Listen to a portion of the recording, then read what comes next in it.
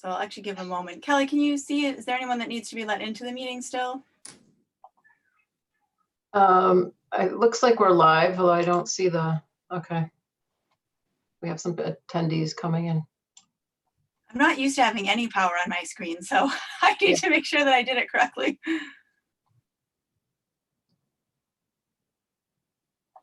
Oh.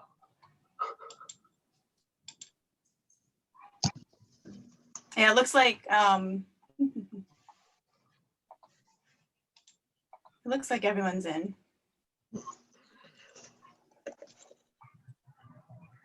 I think I'm a co-host tonight, which I think I'm not normally. And I'm usually a co-host, and I don't seem to be, but I know a couple people requested to be promoted to panelists, like Frank Marinelli and Nicole McKiernan. If you can do that. Yep. So it looks like you are also a co-host now as well.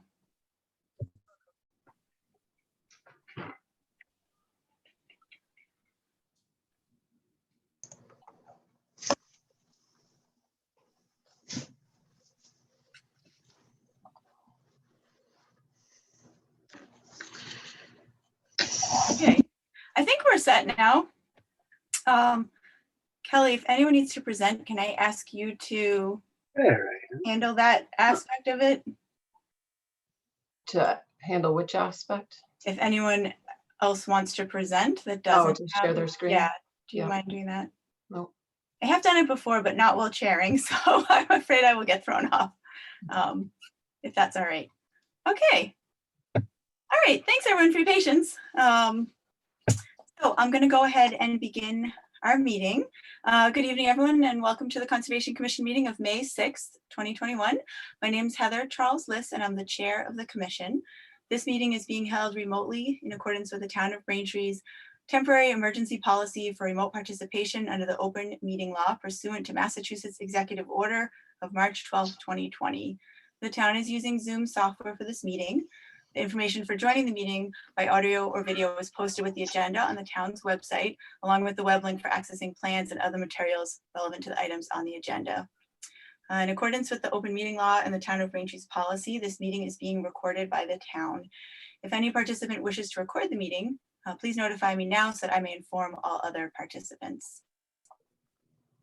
Okay, and the record can show that no participants expressed a wish to record the meeting.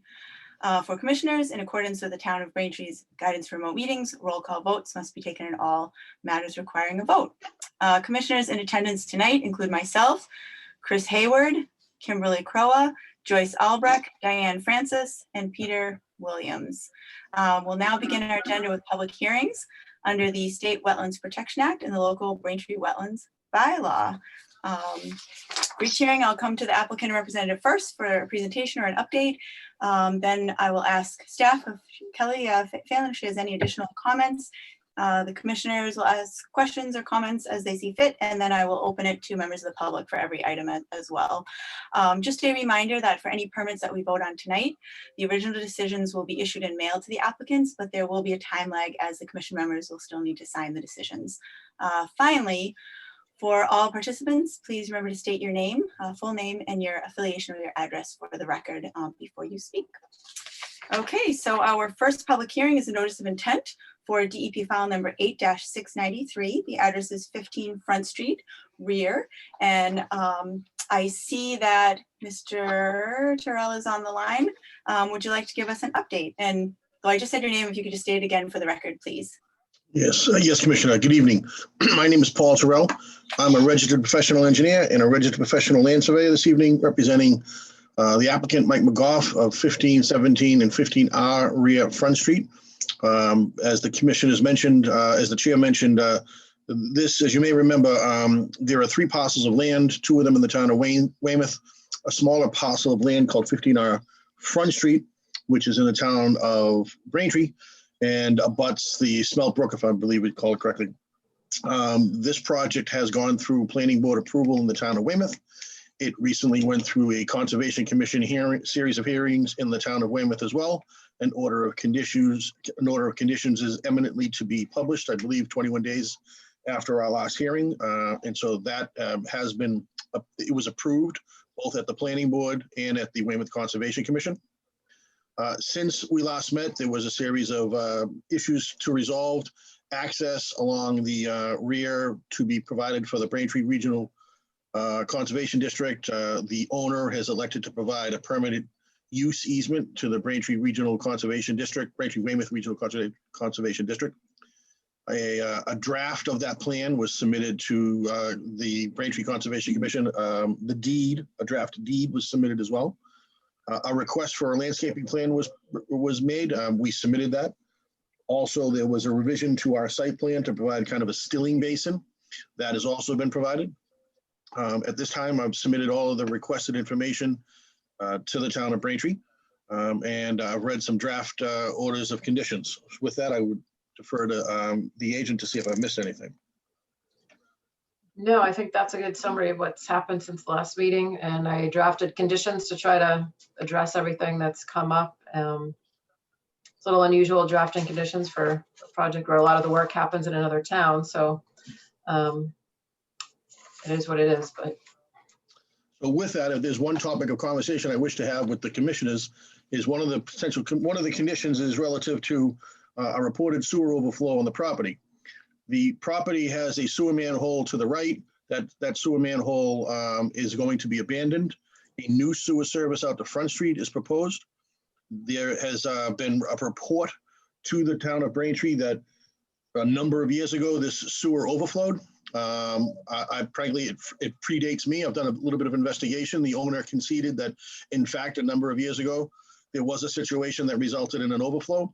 I was on the phone today with Rob Luongo from the town of Weymouth, who confirmed similarly that a number of years ago, there was a condition down in the landing that resulted in a blockage. That blockage has been since removed. I asked for correspondence in advance of this evening's hearing. Rob said that he was not going to be able to facilitate that. The sewer superintendent, somebody was not in the office today or had to investigate some things. Needless to say, there's a draft order of conditions that's relative to this condition. As I pointed out, the sewer in question is going to be abandoned by us, by this project. A new sewer service is coming out into Front Street. So the condition can never happen again. There will be no overflows that would flow. The current one is in this particular location where if it overflows, it flows down and into the town of Braintree. That would not happen under the proposed condition. So I would like to request that that condition not be part of my order. Okay, thank you very much for the update, and thanks for your input, Kelly. I'll just open it to the Conservation Commission for questions or comments on any topic, but of note, the request regarding the sewer. We should certainly talk about that.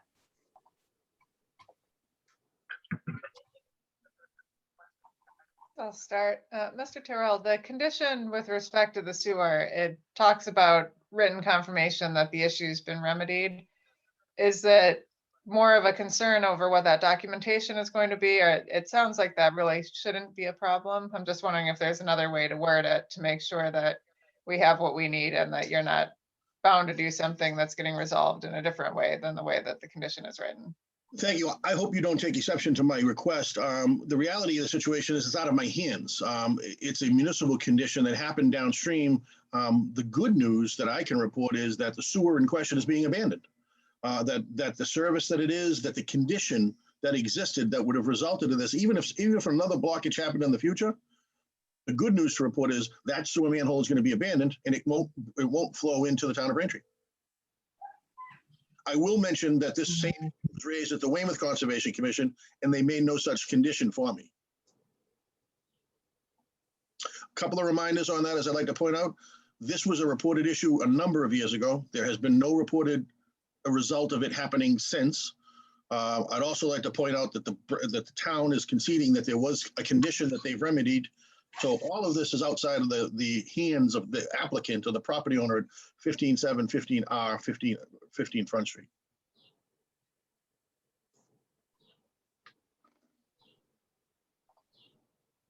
Can I suggest, I mean, I looked at the plans, but I didn't pick up on I only saw the small plans on the computer, but do the current plans that you submitted to the commission show the abandonment of that sewer line and installation of a new one?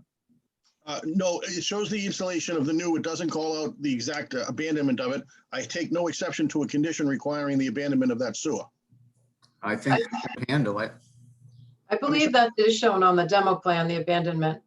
I'm sorry, Kelly, you may have looked at it more recently than I apologize then.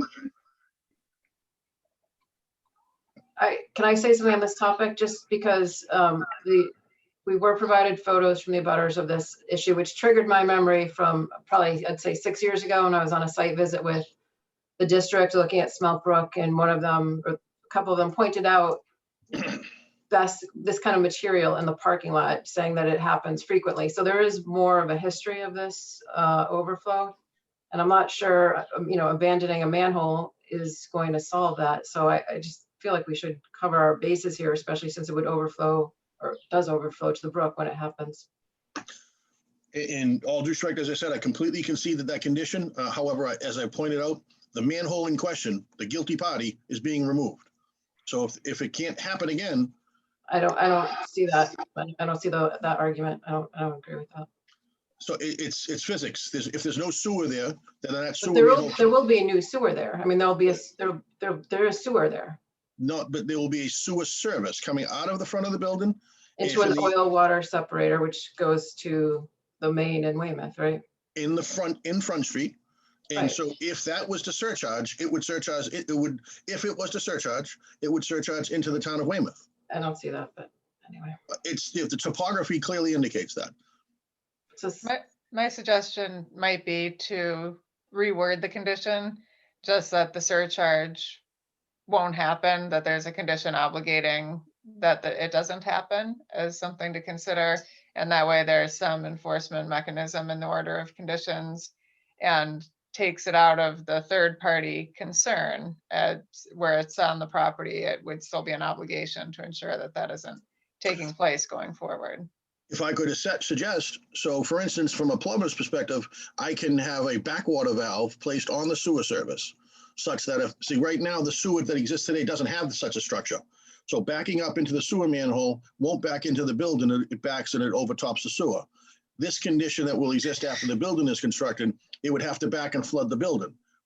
I would suggest that if the commission would like that a condition be required that a backwater valve be on the sewer service that stops sewer from backing into the building. Can I ask, what does the demolition plan call for with regard to that sewer manhole? Forgive me, I don't recall exactly what it says. I believe it's to remove. My expectation is that it's going to be filled. Okay. So I think if they fill that, if they either remove or fill that manhole with concrete, that's the end of the story. You can't, the pipe going into that won't be able to backflow and overflow the manhole. Yes, sir. A condition saying that manhole is to be abandoned and filled with concrete is no exception to me. We will take no exception to. So what I'm having a hard time understanding is why this could not still potentially be a problem for the resource area, because you're just connecting to a different area. I mean, do we have documentation of exactly the sewer connections in this area to be sure that nothing is going to flow to this area, or that if it does overflow elsewhere, that it wouldn't still potentially end up in Braintree, or more importantly, in a resource area? That's a municipal, Commissioner, that's a municipal question. That's a question for the town of Weymouth. This applicant has met the requirements of both the town of Weymouth Planning Board. This has been reviewed by the Weymouth Engineering Department. The question, I mean, there seems to be a difference of opinion, and I'm only working off the information I've been provided. So I'm not saying that that there's a systemic issue, but it hasn't been reported in years, the last I've heard. And nonetheless, the good news is, as I said, the manhole in question is going to be abandoned and filled. I've noted that not only that, if there's a question about whether or not the sewer could still back up into the basement of the property and then flood out, we can recommend that a backwater valve, again, stopping sewer from coming back into the property in any way, shape, or form. Anything beyond that in a municipal, anything that's in front of the property is the town of Weymouth's, and they've not shown this. This issue was brought up at the Weymouth Conservation Commission, and Rob Luongo, the planner, noted that the engineering department did not share this concern. In that case, it should be easy to get a letter from them saying it's Exactly. no longer public. And why are we not repeatedly? I simply don't understand why this commission cannot receive some documentation on the topic. I'm not saying you can't. The question is making it a condition of this approval. What if the town decides not to issue the letter? It's out of my control. In other words, you're putting a condition on that I can't meet. I have no control over it. Every other condition is something that I can exercise. Every other condition that you've requested, I personally, or the applicant can personally manage. This is a condition that is outside of our jurisdiction. I can't guarantee that the town's going to write that letter. I did report that Rob Luongo indicated that one was forthcoming. So I would like to think that from a town of Braintree to the town of Weymouth relationship, that would appease the commission and thus resolve this issue. But to make it a condition of this applicant is something that's out of his control. I understand your concern with that. I absolutely do. I nevertheless find the entire situation extremely frustrating. And you were told today that it should not be a problem to provide that documentation. I find it extremely frustrating that we have not been able to obtain that documentation despite asking for that documentation. Staff has been asking for that documentation outside of this meeting, and it has been not forthcoming, which is very frustrating. I can't speak to what may have been, what's been approved by Weymouth. Not in Weymouth now. It's this commission, and it's an issue that we're concerned about. I hope that it really isn't an issue. I mean, I hope it's just a matter of no one's been available to write the letter, and it's simply circumstances, and that's why we don't have the documentation. But it certainly doesn't make me feel that comfortable with things. I appreciate the many suggestions that people had. I mean, I think I can understand the concern about having a condition that you may not be able to meet because it's requiring you to obtain documentation from the town. And that request was made previously, and I think it should have been able to have been met by now, but as you say, it is out of your control largely. So I think probably the next best thing that we can do is to maybe put a couple of other conditions as commissioners and you, Mr. Hill, have suggested. Does that sound reasonable to everyone? A condition regarding the backwater valve, the abandoning of the sewer, and there was a third, although it may all be wrapped into one condition, a letter requiring notification or I want to say addressing of any overflow issues that happen. Sure. I don't know what that last condition, that wasn't a suggestion of mine, so I'd have to understand what's being asked. Okay. So does anybody want to suggest some language for these conditions?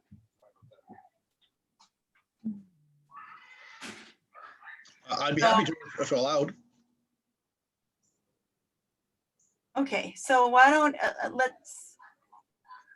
I'm going to make a suggestion. Why don't we continue with the discussion and see if anything else comes up, and then we can return to this at the end when we're looking at the draft order. Very good. Okay. All right. So any other questions or comments from the commission on any other topics on this project?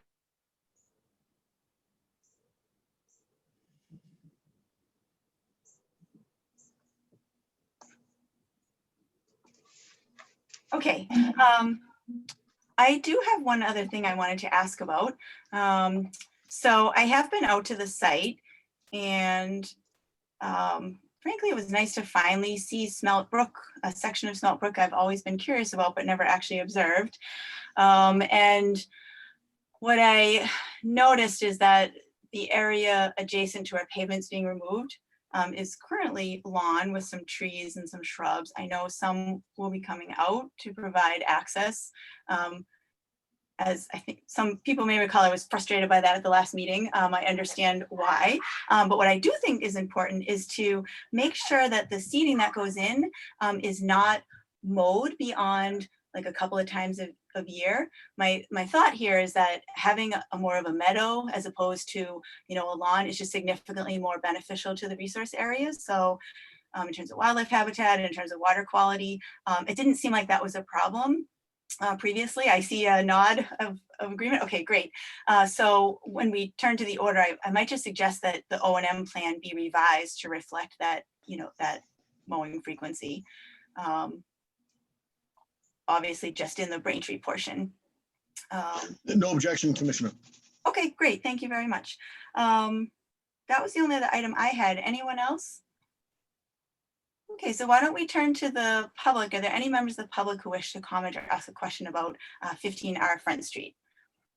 Yes, I see a hand from Mike Ricciardi, and I think it's Mr. Curran. So let me. Okay, Hello, I'm Mike Ricciardi. I'm the chairman of the Weymouth Braintree Regional Recreation Conservation District.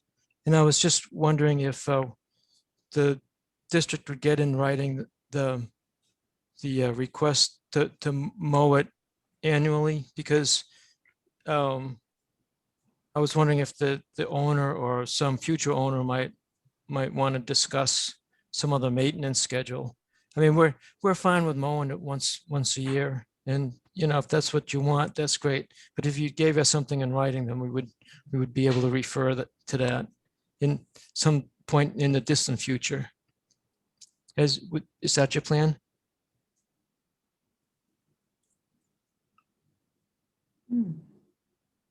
sorry, Mike, are you, I want to make sure I understand your comment. So are you suggesting that you would agree with the mowing? Are you wanting to make sure that it wouldn't be mowed more than that?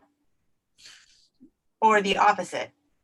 No, all I would like is some kind of documentation stating that the commission would, that the Conservation Commission would like us to mow it annually, so that at some point in the future, if the property changes hands or somebody asks us, why are we only mowing it annually, we could say, we would have something to refer to. Got it. Okay, I think I understand now. I think when you said that the commission wanted you to mow it, I got a little bit confused because frankly, I'd love to never have it mowed, but I realize that that's not realistic given that the point is to not allow woody species to grow so that it's open for maintenance. So I think we're just trying to make sure it's not mowed more than that. But there will be, usually the way that we handle it is that the long-term operation and the maintenance plan for the property owner would indicate that they don't mow it more than that. And so that would be, a copy of that could be provided. Is there some other documentation, Kelly, that, it would make sense to put this in that I'm not thinking of? I know we've got various things related to stream, the stream channels, but maybe I'm missing something. Well, yeah, I think the question is who's going to be responsible for mowing it, and it seemed like maybe the district would want both the responsibility, but also to ensure that it's mowed, that if they're doing it, they know that they'll do it, right? So it could be either the owner or the district, depending on what both prefer. And to answer the question relative to the documentation, the order of conditions stand against the property moving forward. So subsequent owners would be held to the conditions that are agreed to. Yeah, that's true. And following, usually we do that by way of following the O&M becomes the perpetual condition. As much as I'd love to think that everyone would refer back to the order forever, usually they're not, but they would be looking at the O&M. Yeah, I mean, Mike, I don't want to make it any more complicated for you, but I sort of feel like who actually does the mowing, we can't really, as the commission can't really require any particular entity to do it. So I think that the district and the property owner probably need to sort that out amongst themselves. And then, whatever makes sense is okay with us as long as it's, not so frequent that it becomes lawn. I hope that helps. Maybe not as much as you'd like, but I'm not really sure there's much else that we as the commission can do. I believe I understand. Does that make sense? Or do you have any other questions or comments? No.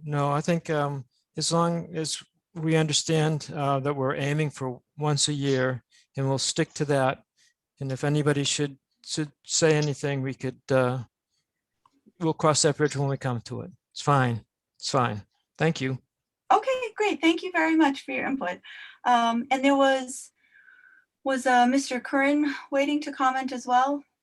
Yes, although I'm getting this message that he's using an older version of Zoom, so I'm going to try to promote him to panelist. Okay. All right, well, wait a second.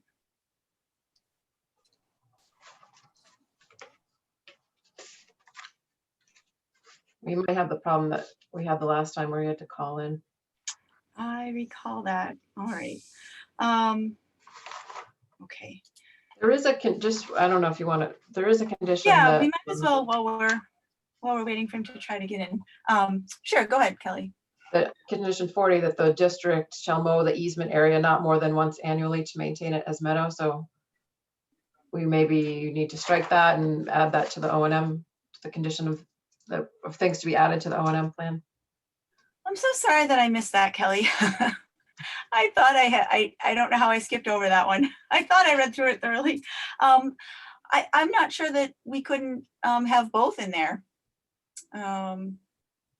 Maybe it's just to cover all the bases, you know, maybe it's the Rangeley Weymouth Regional Recreation Commission District and or the owner and or the property owner shall mow the easement area not more than once annually. No exception. And does that sound good? That way we're not saying the commission can mow it once a year and the property owner once a year. We say it there, but then we could additionally, I'm thinking about,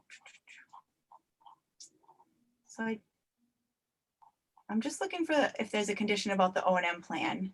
Yes, 38 talks about the O&M plan.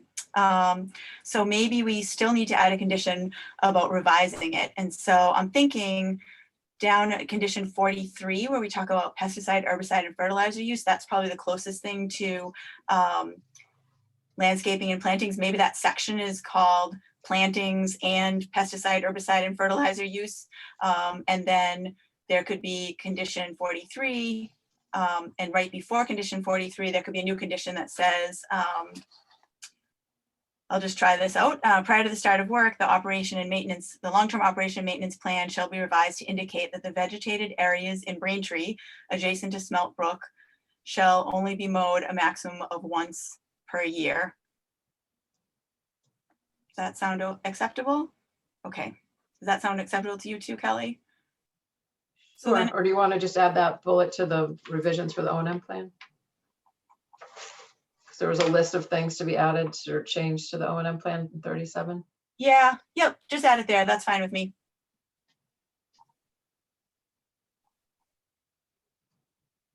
Sound good to the commission? I think in this case, it's probably better to cover bases by having multiple conditions on it. And then I think the original condition that you mentioned, I'm trying to find it now, 40. about the district mowing. Oh, there we go, condition 40. Will you, let's add that condition 40 as perpetual as well.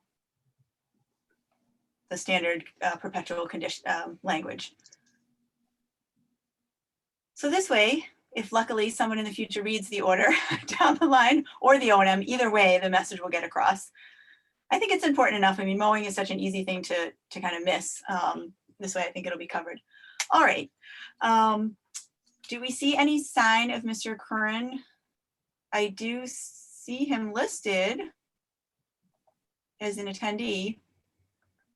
I see him as, are you able to speak?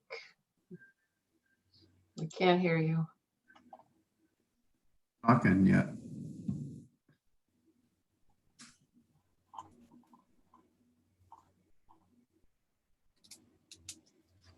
Okay, so we still have to talk about the sewer related issues. So why don't we attempt to resolve that, and then we'll give him one more opportunity to speak. I hate for someone to not have that chance when they're obviously trying to. So we have condition 26 was the existing condition about the sewer. I'll start with what I think will be the simplest ones. Why don't we add it? We'll scratch that condition for now, and have 2 or 3 new conditions. One saying that the existing, unfortunately, I don't have the plan in front of me, so Kelly, if you can add some language about the placement, the existing sewer shall be abandoned. Would it be appropriate to say and properly cut and capped? Or filled with concrete? I'm not sure what would be the most appropriate technique. I'd recommend demolished, framing cover removed, bottom broken out and filled with clean gravel. That sounds good to me. Can we adding and the any existing piping shall be plugged? Yes. Sounds good. I'm not going to attempt to restate that the combination of those two sounded great. I think Kelly got it or should have it from the recording. And then why don't we have a condition after that, that a backwater valve shall be installed on the new sewer line? Does anyone have any suggested modifications to that language? I would suggest the new sewer service to the building. Thank you.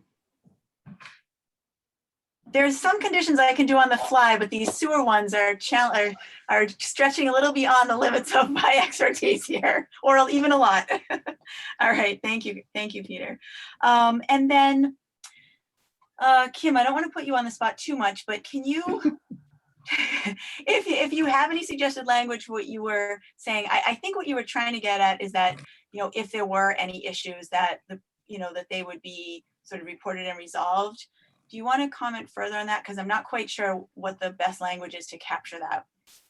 Right, yeah, I mean, I think that the two proposed conditions kind of cover it. I mean, my thought was to actually leave 26 the way that it is, but add on to it afterward, and then say something to the effect that if the applicant is unable to obtain such documentation despite its reasonable efforts, it would otherwise demonstrate that the sewer surcharge has been remedied through and then adding on the demolition and capping the remaining pipes and adding a backwater preventer to the new sewer service. That sounds good. I mean, that kind of covers everything. I take no exception to that. Okay, I great. think- I mean, it would be nice to have the documentation if it's available, for many reasons. So I appreciate your willingness to attempt to do that. And we don't want to send you on an impossible task, but then everyone, since it has been repeatedly brought up, it would be nice to have things sort of cleared. Peter, you were going to say something? Yeah, I would say on the prior condition we talked about on the backflow preventer and the demolition of the sewer manhole, that we have this and evidence and certification by the project engineer that this work has been accomplished. Sounds good. Kelly, that's a lot. Are you okay? Are you getting this reasonably well? I think so. Are we talking the backflow valve is to be installed to prevent sewer from the main discharging into the building? Is that the intent of the backwater valve? That's its function. It's placed at the sewer, at the foundation wall. As the sewer would be leaving, there's a backflow flap valve. There's a backwater valve that's placed there. It has a flap valve on it. It stops water from the municipal system coming back into the building. There are frequent installation in areas that are prone to sewer surcharging. Well, that's great for the building, but it doesn't necessarily help the exterior, right? But the question is that the sewer is going to flow into this. If the sewer surcharges in the town of Weymouth, that's not a condition that I can address. I can prevent it from flowing into the town of Braintree through the use of a backwater valve from our property. We're eliminating the cause of the past surcharges, which are, if I'm understanding this correctly, that it seems that there's a sewer line that comes down the side of the building to a manhole and then goes into the building. Is that what the existing condition is? Yes, it comes out the side of 1511 Front Street to a manhole in the driveway and then goes into Front Street. That's the sewer manhole that's on a lower topography that when it surcharges, it flows into the town of Braintree. That's the situation. That Okay, manhole so- capped, abandoned. Yeah, so if we close those pipes exteriorly and get rid of the manhole, then the sewer won't be able to get back that way anymore. But there'll be a replacement that's the same, it's the same situation with replacement. Not, I don't No, want to but keep talking about the this. replacement is going directly into the building. And It's you going have to to an the oil whole water basement of the separator. building before it could get anywhere. It's going into an oil water separator out exterior to the building. Oil water separator will be on the interior of the building. Well, it's shown on the exterior on the plans. Okay, no, yeah, forgive me, then we'll correct that. Is it possible to bring up the plans and actually look at these items on the plan, since there's been a couple of times now where it's unclear where things are on the plans? Yep. Just need a minute. Yeah, actually, I was gonna see if Mr. Terrell, I didn't know if you wanted to share your screen to just point things out. I could do that as well if you like, if you give me a half a second to pull up my drawings. Sure. The other thing that we can do, if we have any sewer manhole covers on the oil water separator and everything can be securely Watertight. watertight, they can be screwed into the frame so they can't let any surcharge out to the top.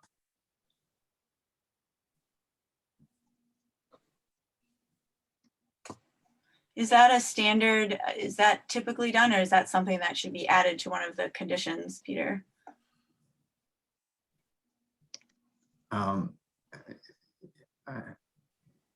If the commission has a concern, then we can ask for it. It's not a standard because typically, I'd have to see where this is. The water separator in the basement of the building. I thought you have the infiltration system under the building. I guess I have to see the plan to tell you the truth.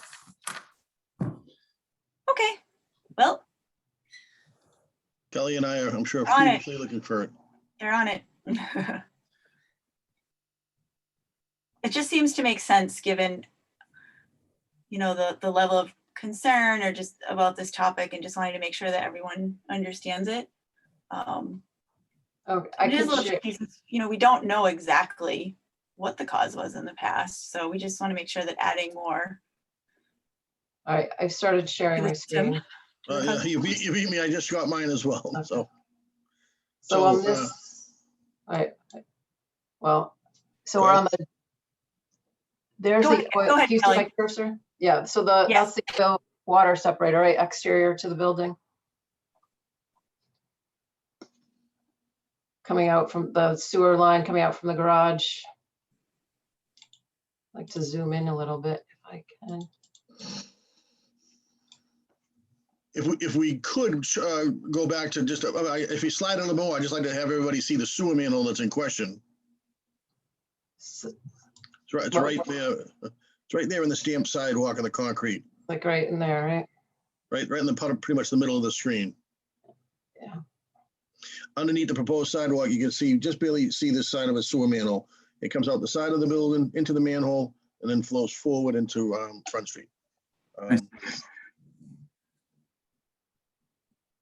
And so I apologize. I was remiss to remember that the oil water separator was on the side. Again, similar situation, easily resolved. A waterproof frame and covers on the oil water separator would resolve the issue.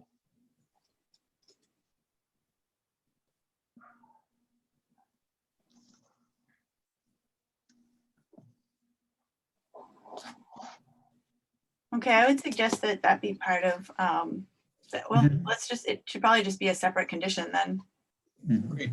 that the oil and water separator shall have a waterproof frame and covers. That, I want to apologize to Kelly. She had a better memory of this than I did, and her concern is prudent. thank you. She's pretty thorough. We're lucky.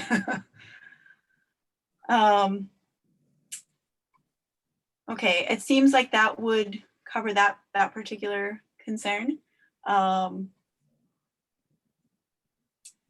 And I realize with all of these conditions that I guess the three that are sort of very technical relative to the sewer, we could potentially make these that, prior to the start of construction, that the plans be revised, to reflect those changes. Understood. That might be even more prudent. Does that sound good to you, Kelly? I don't know what Sure. Yeah. is for you in the office. It's just, just adding that to the beginning of those three. Okay. All right. Anything else from anybody? Okay. I'd just like to point out condition number 34 on the draft conditions. I have no idea what number we're up to now. Now that we've added some. Talks about the project engineer witnessing the installation of the infiltration systems. And Mr. Trell, just for your sort of knowledge, that's pretty typical that we would put in some sort of a condition that the PE would witness. Great, I see you shaking your head. I suggested to Kelly that it would make sense to put something like that in this project, in part because of the concerns that folks had about the infiltration system under the building. I understand it's, common elsewhere, but I think that would alleviate my concerns about, having compaction beforehand and having not worked. The times that I've seen or heard of infiltration systems not working, it's typically the installation or the maintenance. It's not necessarily the design. So great. So I appreciate that you're willing to, and that the applicant is willing to have that condition. All right. I'll let him know after. Great. Can any I of them guess- hear me? Yes. Oh, thank you. This is Mr. Curran. We have the current- Perfect. I was literally just about to say that I was going to give you one last chance to speak. I'm glad that you were able to talk to us. So please go ahead. Thank you. Unfortunately, we dropped connection in the middle of this, so bear with me. Just going to go over a few points. Not Sure. quite sure how the manhole that's existing is going to be abandoned in place or capped because it does surge. To make it, to clarify that it hasn't been a number of years since it's surcharged. I want to be clear, it's surcharged in December of 2018. And it happens quite frequently. It's not like it only intermittently occurs. It's flooded our building on a number of occasions. As far as and it does flow down to the bottom of the driveway and into the manhole, the storm drain that dumps into the smelt brook. So that feces and waste is going into the Braintree smelt brook. A couple of other issues. I have asked the town of Weymouth to provide us with any data going back the last 25 years with any kind of reports or studies that have been done for storage capacity in the landing, considering we've put almost 500 units up in the landing in the past year or so. And I'm not quite sure that the system itself can handle that. I know that's not Braintree's concerns, but it's impacting Braintree because of the overflows. Additional to that, Weymouth indicated the last time that it did surge, that they had cleared it through a blockage. I have also asked them to provide the data backing that up. What company went in, what company provided the services, what was the blockage, where was the blockage? I have not received any data on that. I don't believe it was a blockage, but then again, that's just my own personal opinion. I believe that the existing infrastructure cannot service the number of units that are being built in this area. Again, I understand that's the Weymouth side, and the town of Braintree has no control over that. So those are some of the things that I wanted to clarify. I have had a backflow preventer in my building adjacent next door, not one, I had two. Both of them failed on a number of occasions and flooded our basement with wastewater.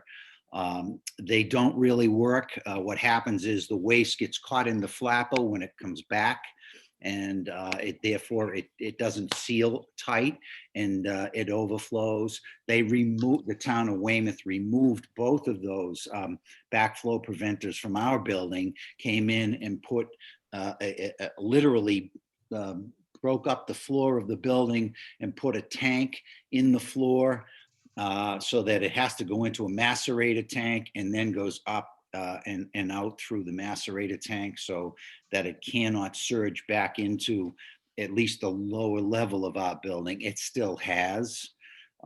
So I just wanted to go on record to make sure that everybody understood a lot of these conditions that are occurring. This is not something that doesn't occur in every 25 years or so. This occurs every couple of years when we have substantial rainfalls. Okay, thank you very much for your comments, Mr. Curran. I'm so sorry that you missed part of the meeting. I can tell you that we did decide to add a number of conditions related to this issue. So, you know, the commission certainly shared at least some of your concerns. And just in a nutshell, you know, we conditioned that the existing sewer manhole would be abandoned, which was the plan, but now it's also part of our permit, which is likely to be issued. And the backwater or backflow valves were also required as a measure that could help. There's an oil and water separator that will be waterproof, and so material will not be able to come out of that. And then we're asking for some documentation from Weymouth about this issue, but if it's not able to be provided, we really don't feel like we can hold up the project just for that reason. So for my part, I feel like we've done what we can. I certainly would love a little more reassurance, if you will, from Weymouth, or a little more explanation of what's gone on. But as you stated, some of it is just simply out of our control. The only thing I want to say, which is really separate from our process here, but just for very brief information, that was terrible. Information is just that these sort of overflows, I believe, need to be reported to the State Department of Environmental Protection, and there are sometimes reporting requirements under potentially under the town's MS4 permit, which relates to the municipal storm sewer system. You know, I mean, these are things that could be followed up on, or just inquiring with the town, you know, is everything being reported? And, you know, maybe the other agencies could assist with, or maybe they would have some records that could be helpful. But that's as far as I'll get into that, because it's really beyond our purview. Okay, so thank you very much. Anything final? I feel like we're in a position to issue the order at this point. Anyone else? Kelly, any additional comments? Have we missed anything? I think that's everything. Okay, great. Thanks for the time on this one, everybody. I know there was a lot to discuss, and I appreciate the willingness, Mr. Terrell, for the modified conditions. So I'll go ahead and make a motion to issue an order of conditions for DEP 8-693 15 Rear Front Street, with conditions as drafted by staff and amended during this meeting. Is there a second? Second. Thank you, Commissioner Francis. Commissioner Crowe, Aye. Commissioner Albrecht. Aye. Thank you, Commissioner Williams, Aye. and Commissioner Hayward. You're muted. I see your mouth moving. Doesn't look muted though. No, actually, that's funny. I saw that you unmuted yourself, but we still can't hear you. I can sense that you're frustrated because you're clearly speaking and we can't hear you. I'm so sorry. Can you give it a thumbs up? I know I'm not sure what the protocol is in this situation. Commissioner Hayward has given a thumbs up and indicated that he is voting an aye on this project. I have no idea what the proper meeting procedure is in this scenario, but I can say that regardless, it's either 600 or 501 if we have to consider this an abstention. Kelly, I'll let you sort that out later. Either way, the project has been approved. And hopefully Chris can figure that out. I might suggest that you try to call in on your phone if you can't get the audio on the computer to work. It's so frustrating. Okay, and then I'll make a motion to close the public hearing. Is there a second? Second. Thank you, Commissioner Francis. Commissioner Crowe, Aye. Commissioner Albrecht, Aye. Commissioner Williams, Aye. and I'm looking for him. Commissioner Hayward is giving a thumbs up, 600. Okay. Good luck. Thank you very much. Thank you, folks, and have a good night, commissioners. Okay, you as well. Okay. So we're going to move on to our next public hearing, which is a request for determination of applicability for 91 Lyle Street. McKiernan is the applicant. And is the applicant here? And would you like to say something about a few words about your project? Sure. My name is Nicole McKiernan. I'm here with my husband, Jim. We are looking to replace and expand our current deck. It's going to be 40 feet from the wetlands. It's going 2 feet closer to the wetlands, but the footings are not changing. They're going to be the same spot as the footings. Do you guys have the copy of the plot plan, or you want me to share it? We do have a copy of it. And our Kelly is actually sharing it right now, so you don't have to worry about Look that. at that. Yeah. Yeah, if you want to add anything now that we can see it, feel free. Yeah, so you can see the original deck is 12 feet out. We're gonna go two more feet out, but like I said, the posts are not changing. It's gonna be cantilever closer, to the border, and then it's just going to expand horizontal to the house. Okay, great. Thank you so much. We have a memo from Kelly. I didn't see any questions or concerns. There are some draft conditions. Commissioners, any questions or comments on this project? Okay, and this is a hearing under the bylaw at least. So are there any members of the public who wish to ask a question or comment on this project? Okay, the record can show that there is no one. I also don't have any questions or concerns for this small of a scope of work. Sometimes we look for mitigation plantings or something. I don't even feel they're necessary with this small scope of work. And we're just looking in the draft conditions for some erosion controls to go up, which you would contact Kelly Phelan and staff to verify. Do you have any questions about the draft conditions that are being proposed? No, I looked and they look fine. Okay, great. Then is there last chance? Any other questions or comments from the commission or anyone? Hold on, I'm going to go to Mr. Hayward and look for hand motions. No, okay. Can you hear me now? Yes, we can. All right, fantastic. Okay, then I'm going to go ahead and make a motion to issue a negative determination of applicability for 91 Lyle Street with conditions as drafted by staff. Is there a second, Commissioner Hayward? Second, Hayward. Thank you. Commissioner Crowe, Aye. Commissioner Albrecht, Aye. Commissioner Francis, Aye. and Commissioner Williams. Aye. Okay, 600. I'll make a motion to close the public hearing. Second. Second. Thank you, Commissioner Hayward. Commissioner Crowe, Aye. Commissioner Albrecht, Aye. Commissioner Francis, Aye. and Commissioner Williams. Aye. Okay, also unanimous, 600. You are approved, and good luck with your project. Thank you so much. Have a good night. Thank you. Okay, thank you. All right, we'll move right along to another request for determination of applicability. This is for the Stores Ave Athletic Field for the Archdiocese Central High School Incorporated.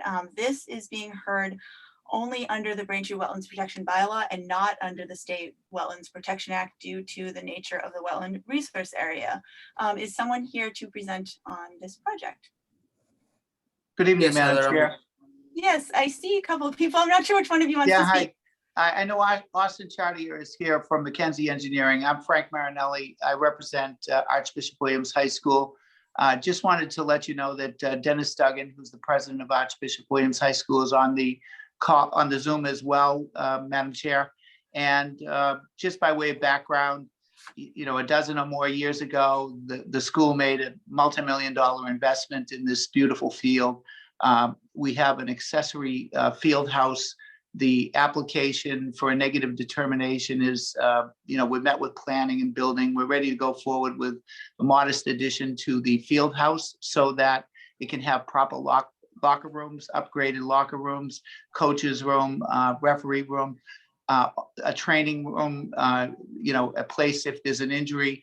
So it's an appropriate facility with the addition that's being proposed, something that you like to have next to a resource like this beautiful field. And I know that Archbishop Williams has a terrific relationship with the town as concerns the field.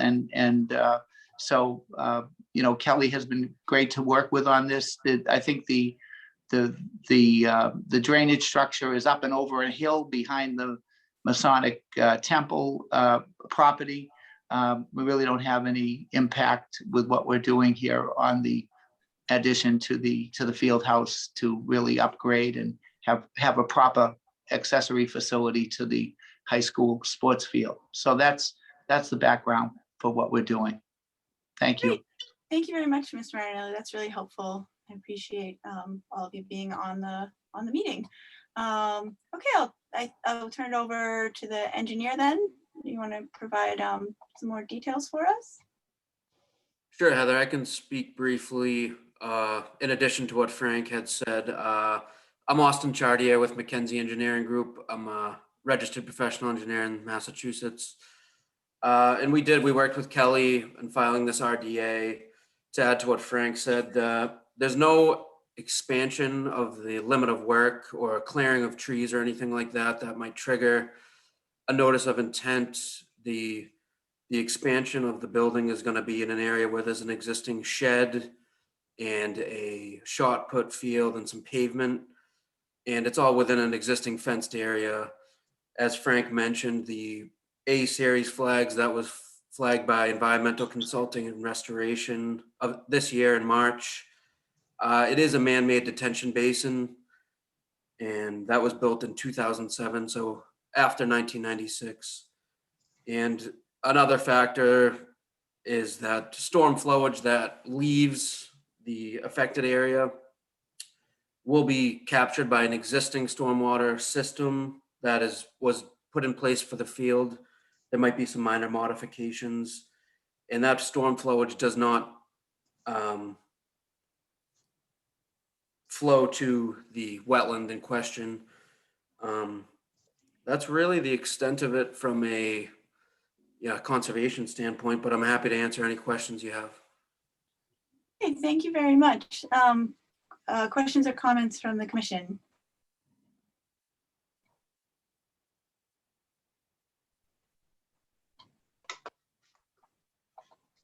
Okay, we have a memo from Kelly, and I didn't see any concerns in it. Is there anything that you wanted to add, Kelly? Or No. okay, thank you. So I'll just comment that although this is a man-made detention basin, it's a little unusual in that the bottom of that, which is fully vegetated, including with woody species, was installed as a wetland replication area, so it's a little bit unusual. So I appreciate that this was filed for, as we would still consider it jurisdictional, at least under the bylaw. So just to sort of clarify for anyone who may be confused about that, although Kelly explained it well, but just anyone who may be listening. So the only question I really had was about the stormwater management, and Kelly also has a suggestion here: the applicant consult with the town's stormwater division regarding the need for a stormwater permit. So I won't comment on that specifically, but Austin, can you just describe a little more about the rooftop runoff? Maybe I missed something in the plans, but I was surprised that there wasn't anything proposed to handle the additional rooftop runoff. I understand that drainage won't be necessarily going to the wetland area, but typically we like to see some sort of direct mitigation for a largish increase in impervious area like this. So can you explain what's happening with it, and if nothing's proposed, is something possible? Sure. Yeah, it's a good question. And at Kelly's recommendation, we did reach out to Chris Trudell at DPW, and he's recommended we file a stormwater permit to address that. So we will be filing a stormwater permit, and we will be proposing a gutter system. Today, basically, it sheet flows off, and there's an old French drain, just basically some crushed stone out there on the back side of the building. We're gonna, propose a new under drain to handle that water better and prevent any, issues that come with that. And then there's a couple of area drains in the paved area on the outside of the track, which basically captures any water that ponds off the track, but that won't necessarily be altered. So I guess in short, we will be addressing that as part of a stormwater permit through DPW.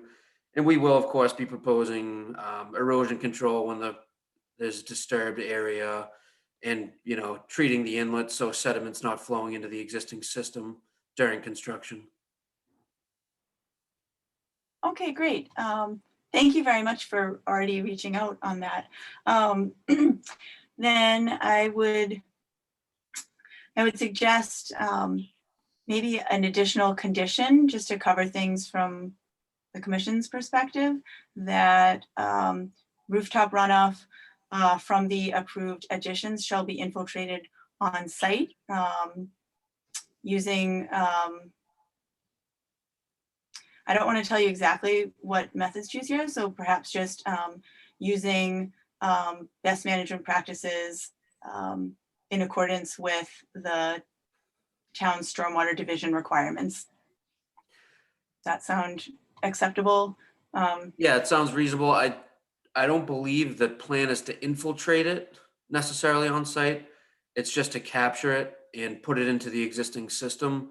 But I think we'd be happy to have a condition saying that stormwater management needs to be basically signed off by DPW, or a stormwater permit needs to be approved by DPW. Got it. Okay, I misinterpreted. I thought you were suggesting the gutters were going to like an underground system that was for infiltration, but And these are gonna be slab foundations, so it's essentially gonna almost be like an under drain, like a perforated under drain that the leaders will also connect to. So we're hoping to get some infiltration, but it's not necessary. yeah, you get some. Okay, I understand. All right, so maybe I'll just thank you I'm sorry for my confusion on it.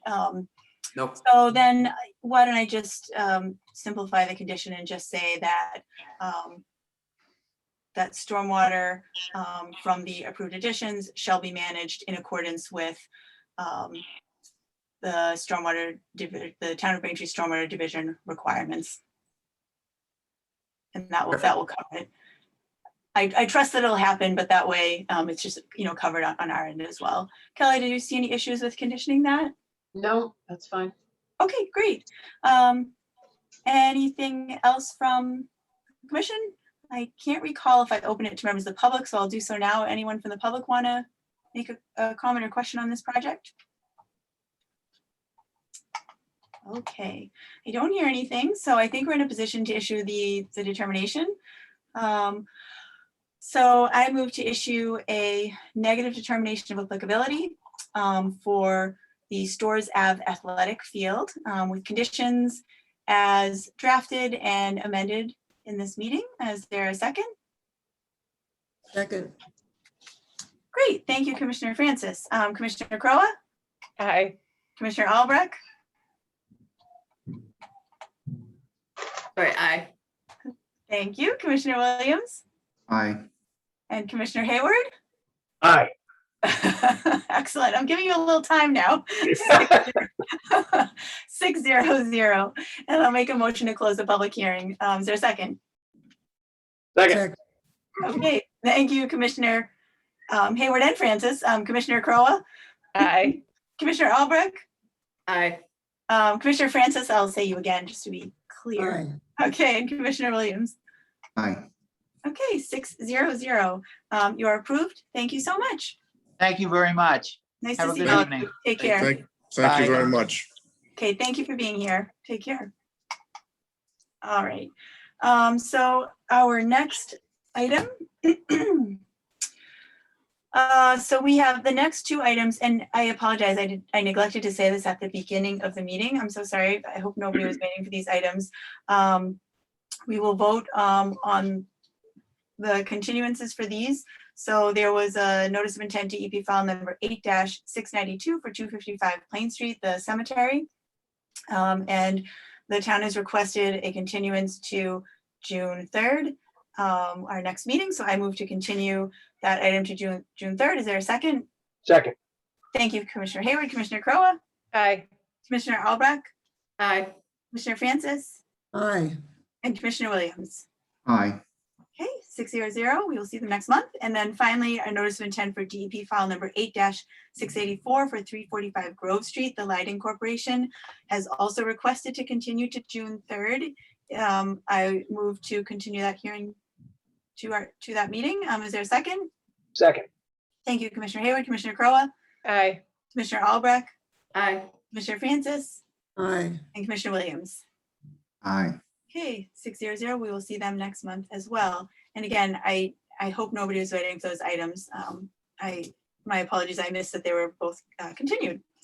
So we will move on to other business. We're finished with our public hearings, and the first one is 70 Wayne Avenue discussion. I will just get us started with some sort of factual background information, which is that we discussed this item at our last meeting. There had been this complaint from an abutter, and there had been some site visit and some sort of research by staff into the property, and determined that there's sort of a larger lawn than was originally shown on the as-built for when the home was put in. So the commission made a site visit, and amazingly, all commissioners were able to attend. But of course, we did not have any discussion at the site visit. We simply made observations. So we're back tonight to talk about what we saw and what, if any, action the commission wishes to take. So I'll just open it to the commission for comments, discussion. And of course, Kelly, jump right in too if you want to say anything. I'm not coming to you first, but you can jump in anytime, of course. Chris?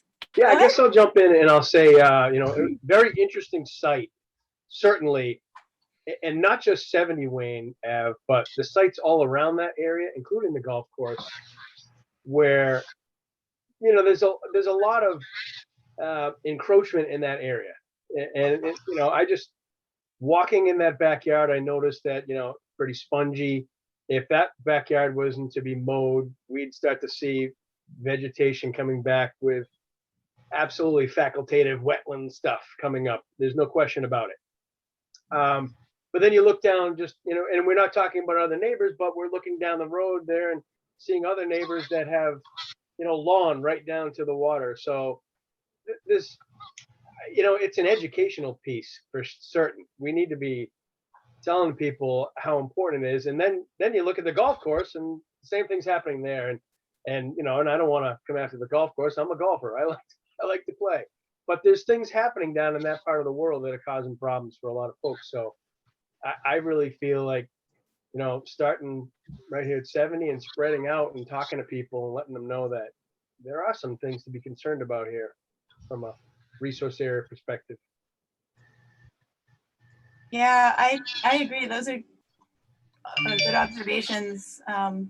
Good thoughts. You're right, though. It was very eye-opening. It was eye-opening to see.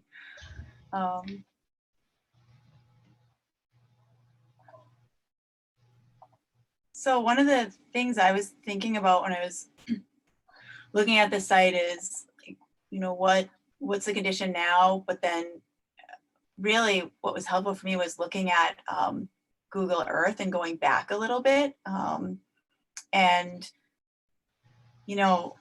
I'm just going to throw out a thought for for discussion purposes.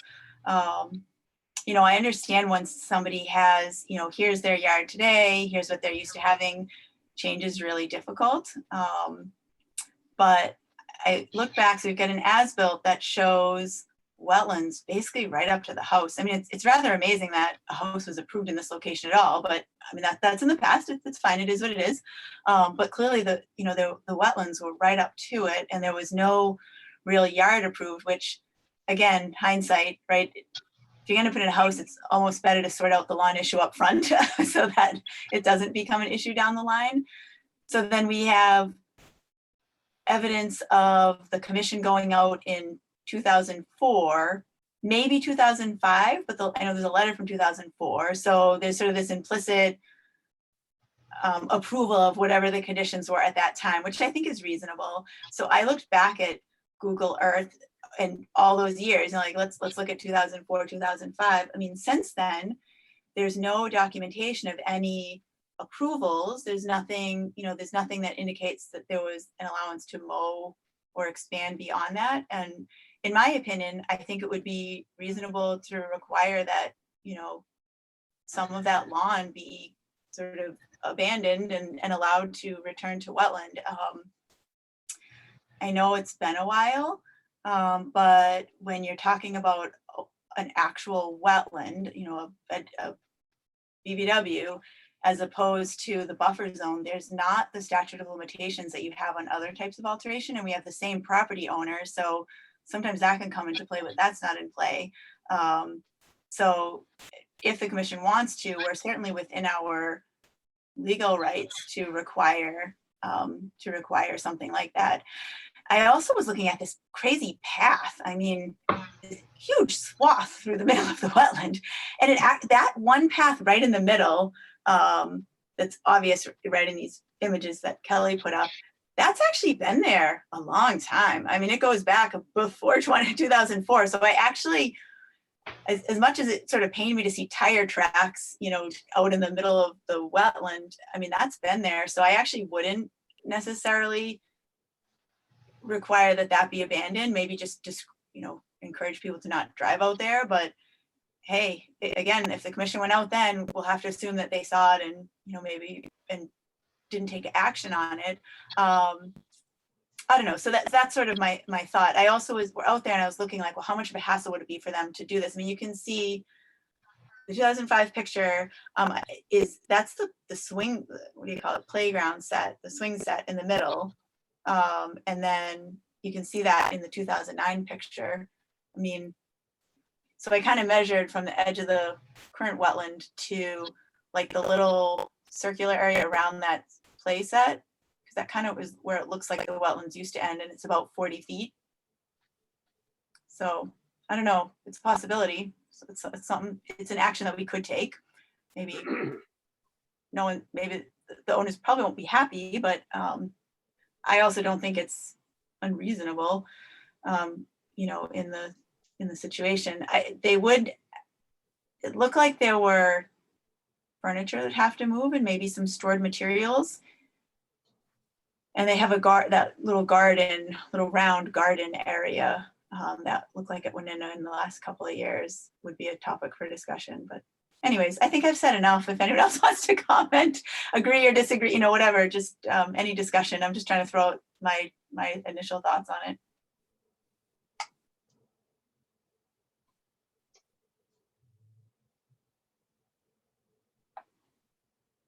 Crickets.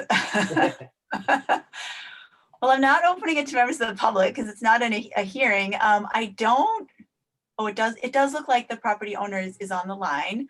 And obviously, you know, I'll give them a chance to speak too and have a discussion with us.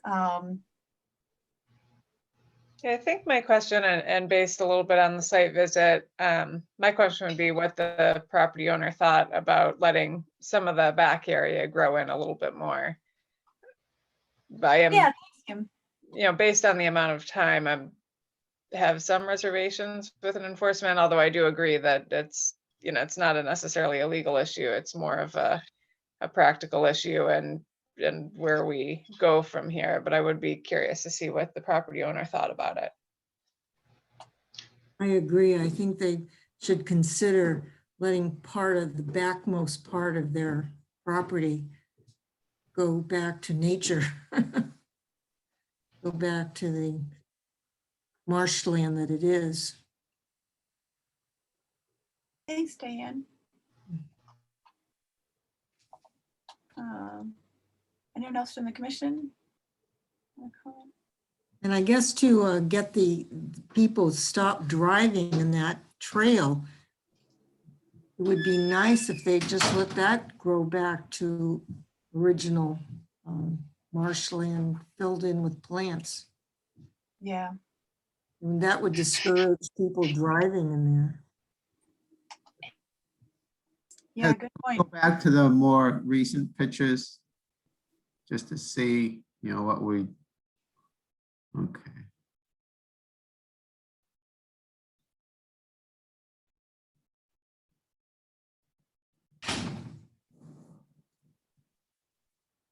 You don't see a little garden area in these pictures.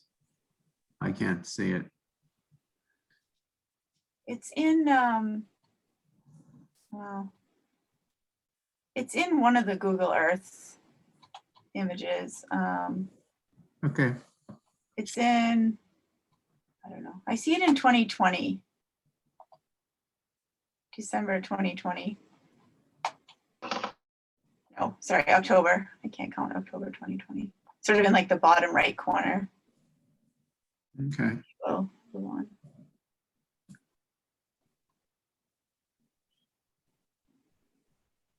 I think the other thing that's challenging, there's a wetland alteration, but now the wetland that's left has, you know, no naturally vegetated buffer, which, you know, since 2000, just in terms of other things that may have changed that we could factor in, since 2004 to 2005, there's been significant amount of research done on the difference between or the impacts of, you know, a naturally vegetated buffer versus lawn versus, you know, structure or impervious surface.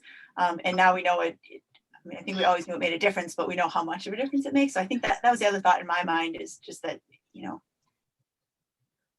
I suppose if someone's given back, even if it converts to wetland, it's still wetland, but it's at least there's a little more, you know, to buffer what's already there. But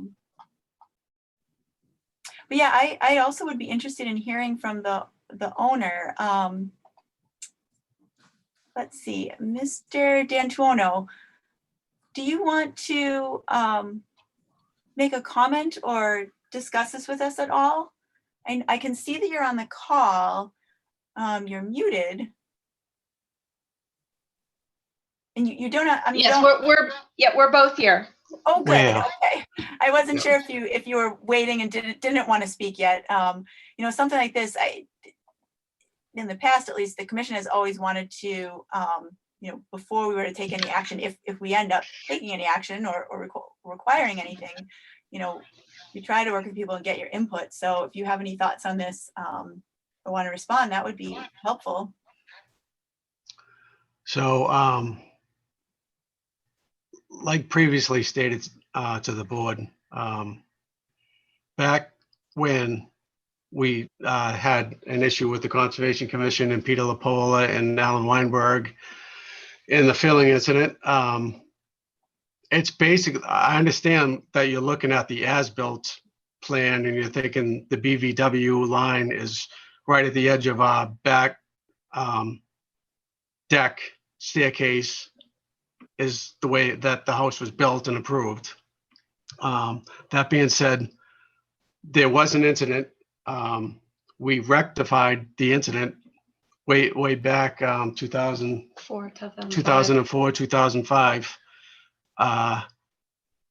If you want to go back to that time frame and look at the yard after that fact, they came out, Alan and Peter, they looked at the site and they gave the blessing that it was okay. So because my neighbor basically decided to call on us 2 weeks prior to him trying to cut down several trees in the wetlands, which Floodplain. I'm sorry, in the floodplain, which was like nothing was done about.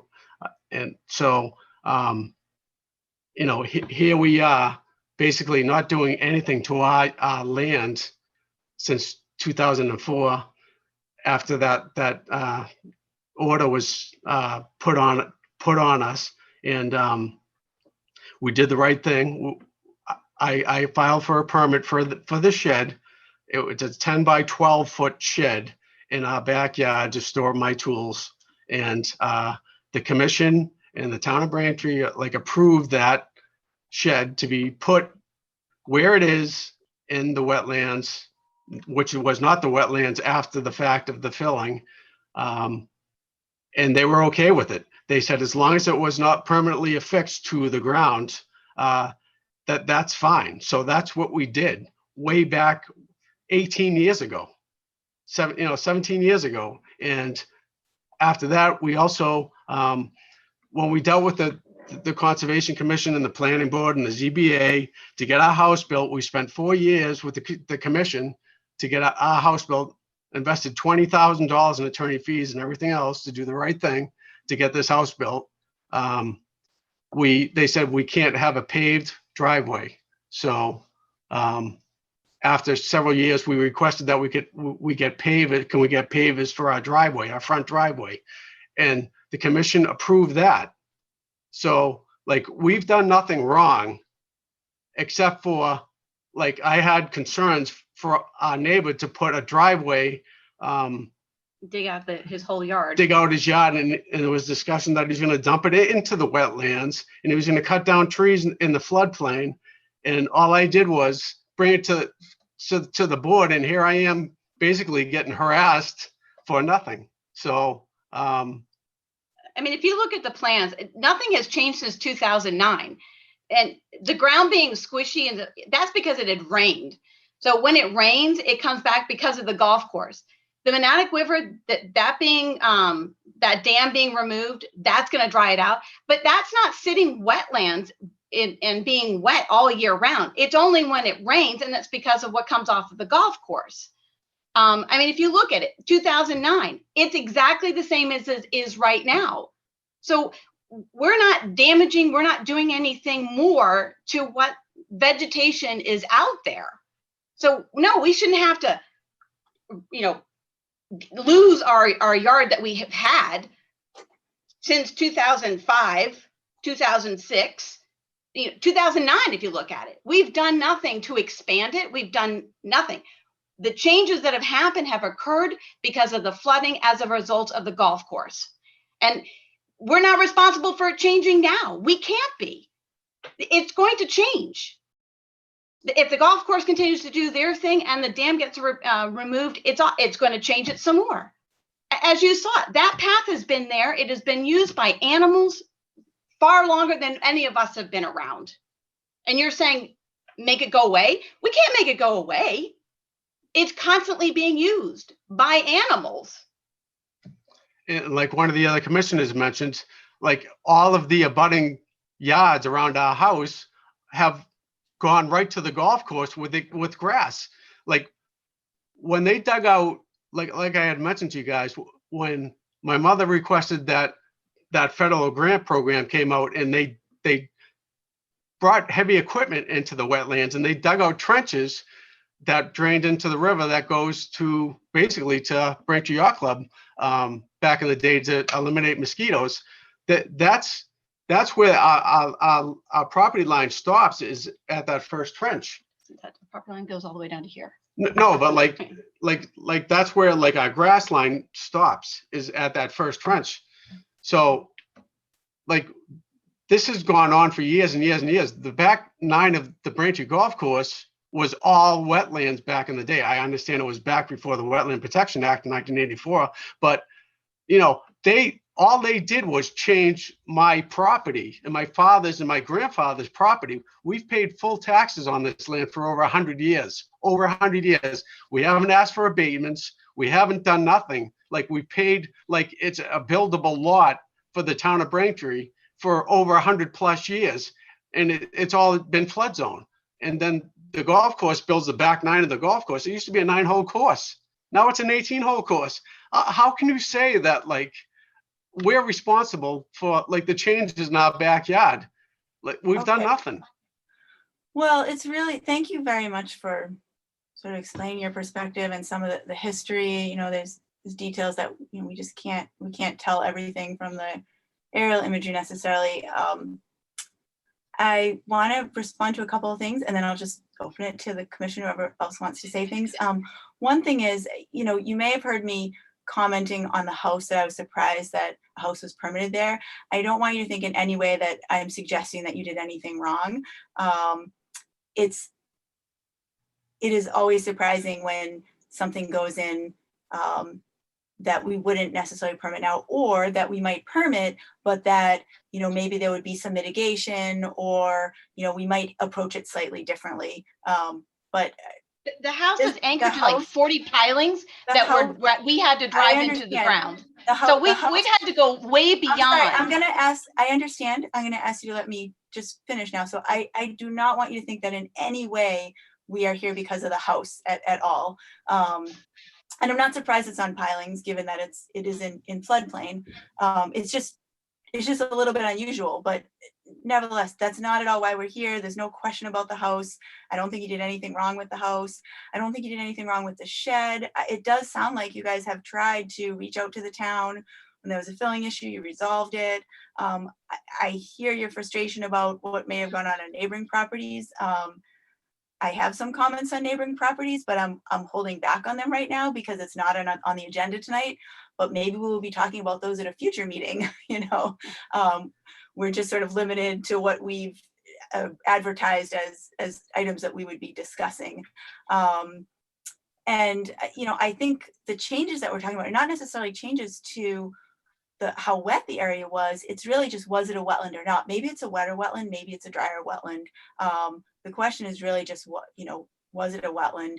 And there's clear evidence that it was a wetland in the past. And I know you guys haven't, I agree, it doesn't look like you've made changes necessarily since 2009, but when I look at 2004, 2005, it's, to my eye, it's pretty clear that the lawn did not go back beyond a little bit beyond the swing set. It doesn't appear that it went beyond that area. So that, in my mind, is the area in question, is that back portion of the yard as you're going from the house to the swing set in that direction, sort of southeast, behind the swing set, between there and the wetlands or the ditch, as you mentioned. That's the area where the lawn has expanded. That's the only thing at question. And even that, you know, I don't necessarily think that you were trying to do something wrong, or that, you know, there was any sort of ill intention. I just think probably there was either a slow creep of the lawn, or just, you know, a decision to expand. I'm not really sure, but it is an area that was documented as wetland, and that's why, you know, we're talking about trying to restore some of that, you know, to that wetland condition. I don't know if that helps, but other commissioners want to respond or add any other observations? Yeah, I just add that, you know, this isn't, we're not saying that anybody did with any kind of negligence or neglect here or anything. Yeah. Back to the man, it's a family with young kids too, and the kids are going to be trampling things, and hey, you know, that's what happens. So I don't think it's a real, you know, a bad thing that's happening here. Like I said at the beginning, I think it's more of an educational thing for most of the folk, and this is all around anywhere there's resource area, that people kind of need to know the reasons why we shouldn't be encroaching into those areas. And the more we can you know, kind of talk to people about this, and just trying to find a common ground as to, you know, why it's so important, that's really what makes the most sense here, I think. Thanks, Chris. We- Yeah, we- that's helpful. I agree. Peter? Oh, I thought I heard Peter's voice, but Peter is muted, so maybe not. Yeah, Other just thoughts? based on the amount of time and the prior approvals and the shed and some of the details on that, what I might suggest would would work for me. And of course, commissioners might have different opinions, would just be to have place markers put in where the wetland line is now, just to ensure that there isn't any further creeping from that point. I do understand this appears to be the only path to get across to there in this area. So it is likely that it's not just a property owner, but other people using it. But at least that way, if the owner was okay with putting those in there, that would ensure that where things are now is where they'd remain instead of pulling back the lawn. But I think I would be okay with that. On top of that, Ken, I noted that the applicant, or not the applicant, but the homeowner actually had some markers out there. They were very bright fluorescent orange markers, and it said wetland starts here. You know, You're right, I forgot that. So the owner definitely understands the situation there, and so if they were agreeable to putting something a little bit more, discreet but formal, that would be nice. Thanks, Yeah, Chris. we put those up at the recommendation of Kelly when she came and visited us the first time. Kelly, was that your recommendation? Yeah, my intention was that the commission would kind of make a decision about the extent of lawn, whether that's the current extent or a previous extent, and whatever that line was determined to be, that's where the markers should go. So the markers may have, jumped the gun by putting them in already, but they could be moved if the decision is different. But the idea is, the same idea, just this is the limit, so everyone knows that you can't go past the limit. Thanks, Kelly, that's helpful. Yeah, I actually meant to mention that I appreciated, for the owners, I appreciated that you put the markers up and we're trying to, do what Kelly was suggesting, right away. My opinion is that it would be, I respect the other opinions. My opinion is that it would be appropriate to give some of that lawn back, if you will. I think it's pretty clear that that back portion, is an expanded area. Maybe there could be some sort of a compromise where it's not that full. I did try to measure it a number of times and I got around 40 feet. Maybe it's not the full 40 feet, but maybe there's, something in between that, in between 0 and 40 that might be acceptable to everybody to have a little bit more of a buffer. It's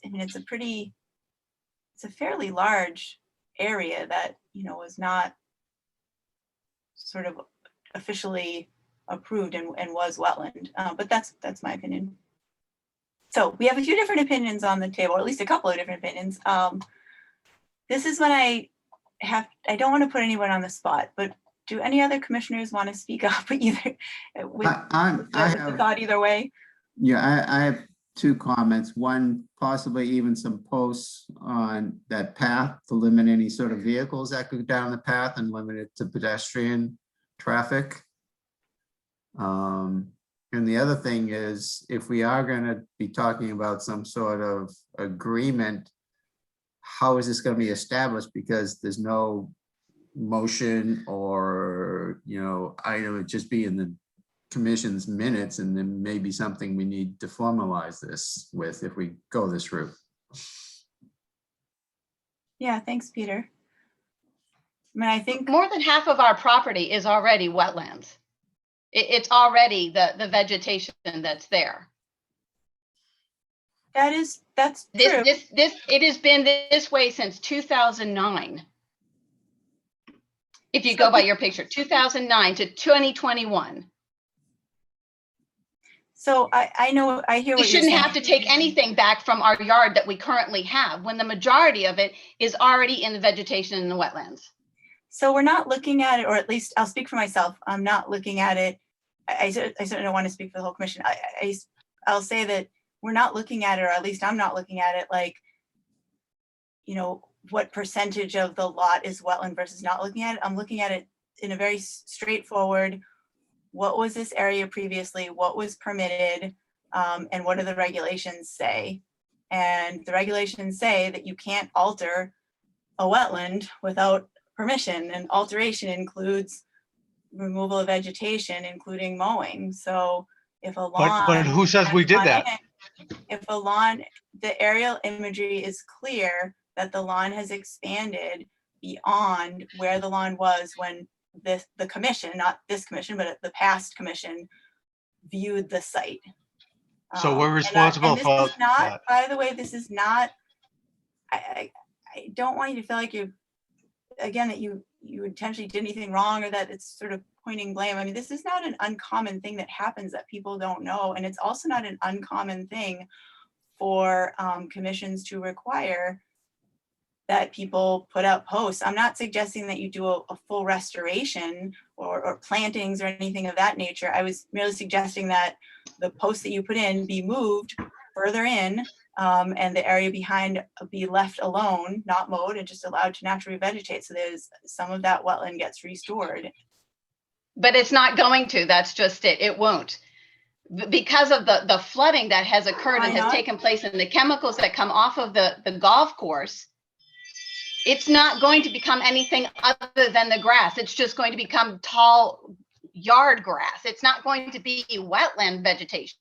It's not going to see the stuff that you see back there because, as I said to you when you were here, is that has been altered back there. No longer, it used to be full of cattails. It's not full of. So you're saying like the hydrology has changed over time. It used to be full I know of that. Yeah, that absolutely happens. Well, whether it converts to, you know, cattails, which is a very wet wetland, or, you know, something that's more of an open marshy area that's not quite as wet, it doesn't really matter. It still would be restoring what was previously naturally vegetated. And even if it wasn't wetland, though I think it would be, you know, it's still then a naturally vegetated buffer, which helps protect the wetland. It helps with its water quality. It helps increase the habitat value for it. Anyways, It's not going to because of the golf course. So I'm gonna. I understand that that's your opinion, but that's not actually accurate. Because of what the golf course has done, it has altered and changed our property. Okay.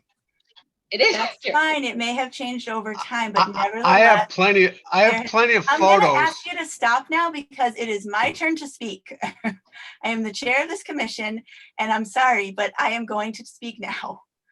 I understand that you disagree with me, and I don't blame you for being frustrated. If I was you, I would probably be frustrated right now too. However, whatever it converts into, it will be beneficial to the wetlands that we protect. And the regulations do not allow an alteration of a wetland area or even the buffer zone within 100 feet without permission of the commission. So allowing some of this to restore whatever changes may have happened around it is still within our purview and is still beneficial from a wetland standpoint. The wetland line is only viable for 3 years. It's only viable for 3 years. What's only we viable cannot for be 3 held years? responsible for it. So you're incorrect about that. If there are certain statutes of limitations that are 3 years, but not alterations to a wetland, to a wetland itself, there is no statute of limitations. But we didn't alter it. What is coming off the golf course has altered it. That is simply not accurate for the alteration that I'm discussing, which is the change in vegetation. The vegetation is different. It's being maintained as a lawn and it wasn't in the past. The golf course would not have affected whether it was a lawn or not. So I'm sorry. We have not put down grass seed, but yet there's grass seed. How is that possible? It's coming from the golf course. I'm really sorry that you disagree, but I would really like to hear from the other commissioners so that we can decide how to proceed. I was hopeful that, you know, It sounds like to me where you're coming from, but it appears that that's not the case. But I really would like, we've heard from. It sounds like you. Excuse me. Sounds like you had several commissioners, and I would like to hear from the rest of my commission now, so that we can determine how to proceed.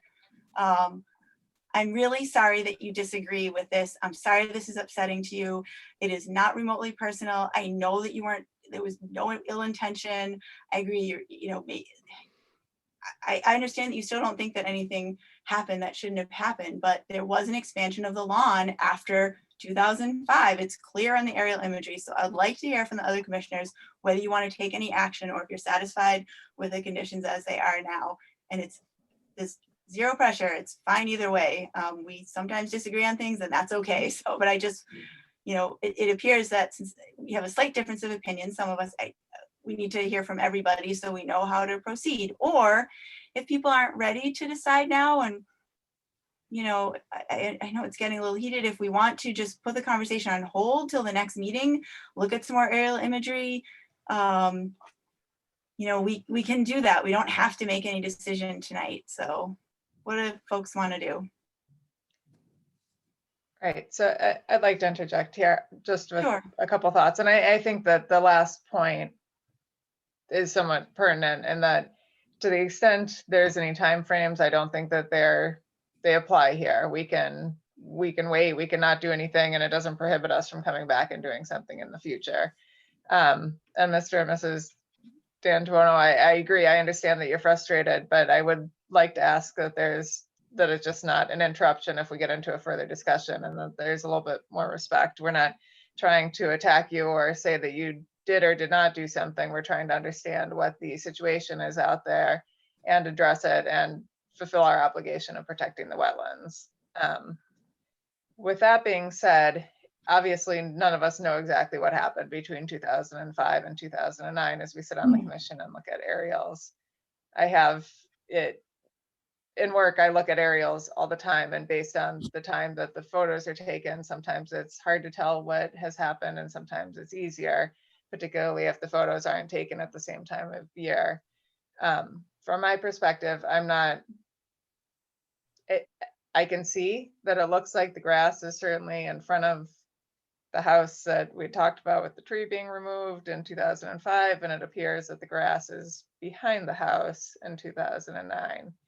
But I can't say for certain what's planted in that area or what's not, nor what's happened in that area. As far as the grass is concerned, and based on the amount of time, certainly since 2009, it appears to be the same. I did notice on the site visit, there were some movable items stored along the area and stored in the back. And I understand that the garden is there. I don't know that as it is today, I would require the garden to be taken out, but I would suggest having more permanent markers. I liked Commissioner Francis's idea of having signage as far as the motor vehicles on the trail, and not necessarily putting that obligation on the homeowner to police the area, but at least having the signage out there that people shouldn't be using motor vehicles on that area, and then having anything that is movable shifted up away from the wetland to the extent that they can. There were some various storage areas along the side that appear to be a little bit closer to the wetland that could potentially be moved up. And those would be my thoughts on trying to resolve the issue. And like you had said, Chair, I don't think that we need to make a decision tonight if we want to think about it and decide something in the future also. Thanks, Kim. I appreciate all your thoughts. Other thoughts?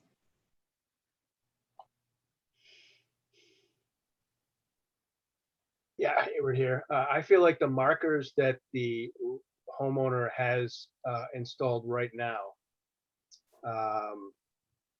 for my purposes, were fairly suitable in those locations.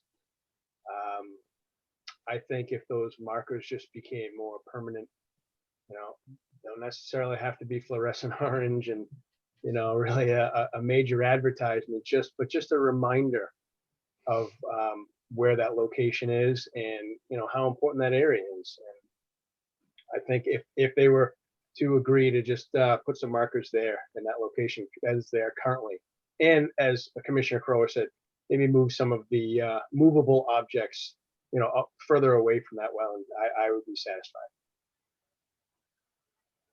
Okay, great. Thanks for the thoughts, Chris. Diane, Peter, or Joyce, any comments that you want to make? I would agree that some signage that's that same signage that they have, but maybe toned down. And I agree with everything that was just said, moving the things that can be moved away from the wetlands as much as possible. I think Peter even mentioned something about maybe putting some sort of something in that path so that it doesn't preclude animals, humans, being animals, from using that path that's already been well established, but could block vehicles from using it.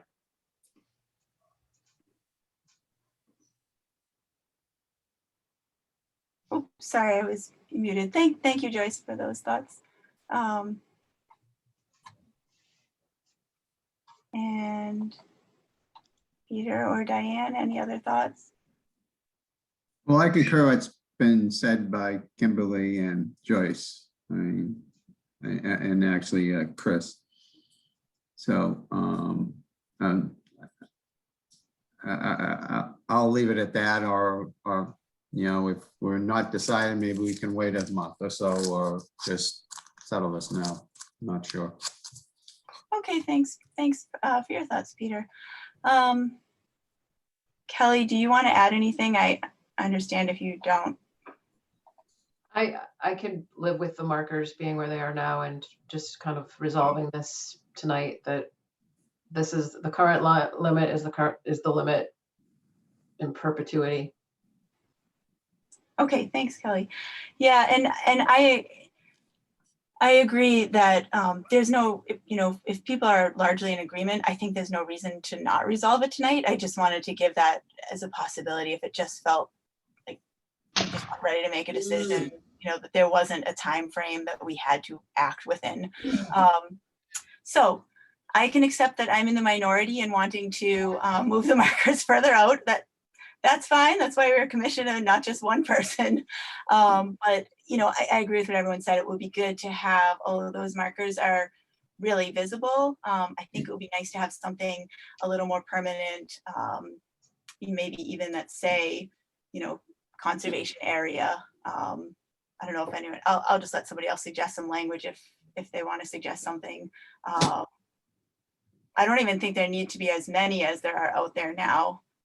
Usually when we have conservation markers, they're spaced a little further apart and, so they're a little bit less obtrusive. But that's, just an aesthetics thing. I don't really care. I thought it was a nice idea to try to block off the path for vehicles, because that obviously is a bigger impact. So I think everybody has commented now. To the owners, does that sound reasonable to you? Do you have any further comment that you want to make? We totally agree with what you guys are agreeing on. Okay. With the great. markers on the wetlands, yes. With the markers set up, and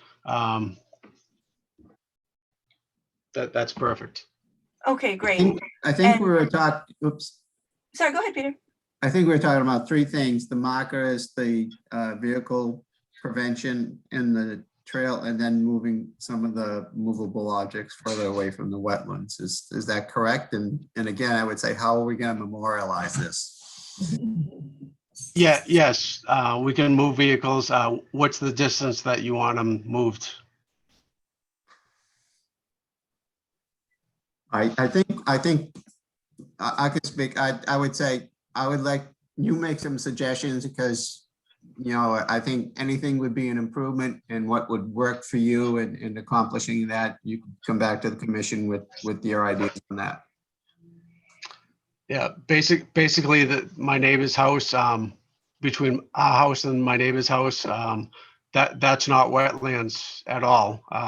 It's all grass, it's a hill, it's a fence. So anything like along that line, but the BVW on the last acre, on the last corner of his lot to our lot, 30 feet from that is, I would think, okay, but it's up to you guys, whatever you think.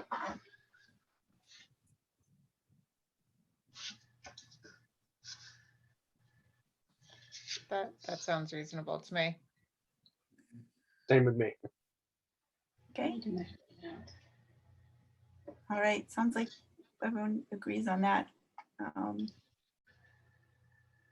Okay, I think we have basically a resolution that will work. Peter, in terms of how to actually do it, I mean, in the past, when we've had similar situations, the commission has just taken a vote at the meeting to require XYZ, to require that the property owners do XYZ. And and then Kelly maybe formalizes that with a letter sort of reflecting our vote. Although understandably, they're here right now, they know what's coming, but then it's sort of formalized, and then basically if anything happened in the future, there's that document in the vote, but it's wetland, beyond that. So you need to come back for permission anyways if they're going to do any other activity in the area.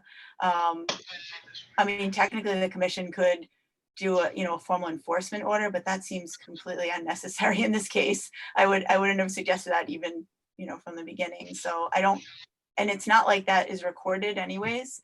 So I don't think it really accomplishes much more than just a simple vote and a letter. It's just a lot less friendly, if you will.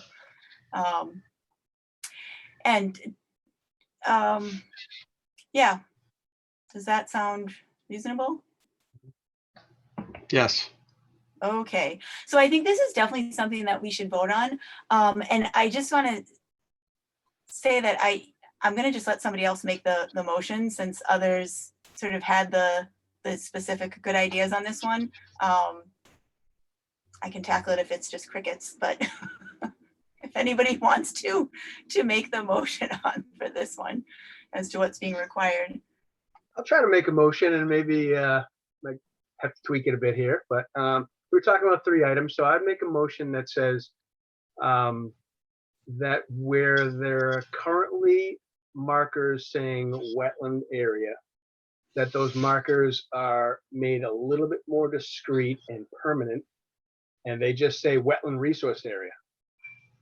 The second item would be that any movable objects getting closer to that area or beyond that line are brought back at least 25 feet closer to the home or away from that line. And then the third item, and that's where I'm drawing a blank.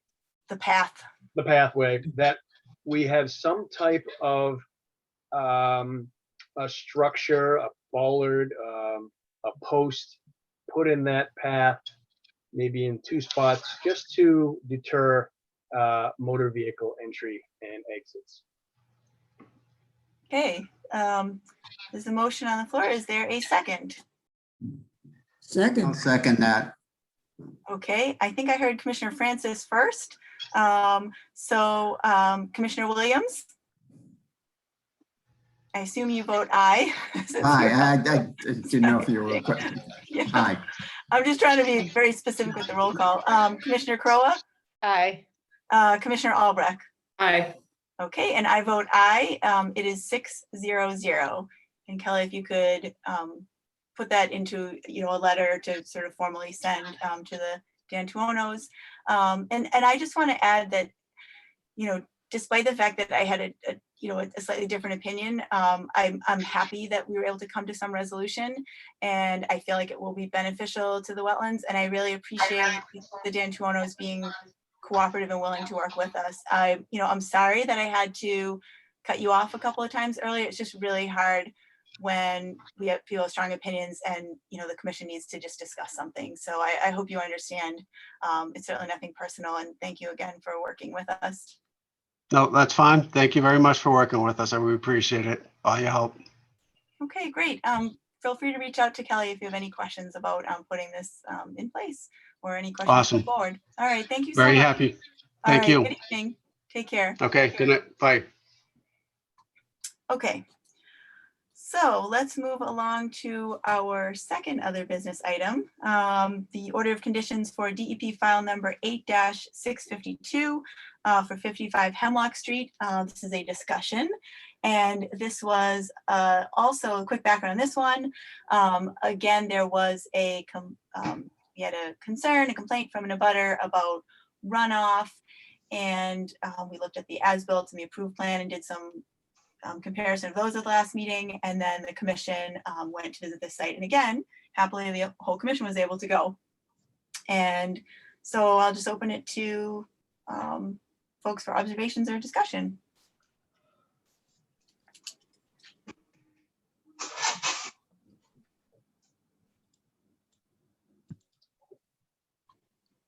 Guess I'll jump in here. Oh, go ahead. All right. Go ahead, Thanks, Commissioner Oh, sorry, Hamer. Kim. Sorry, Kim.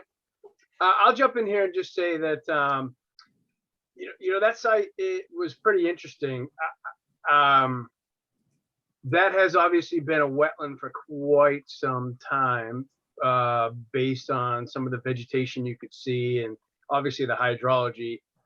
And I'm still trying to understand. I talked with, some engineering friends of mine outside of this, have no bias to this whatsoever, but that in the past because there's a catch basin out in this little wetland area.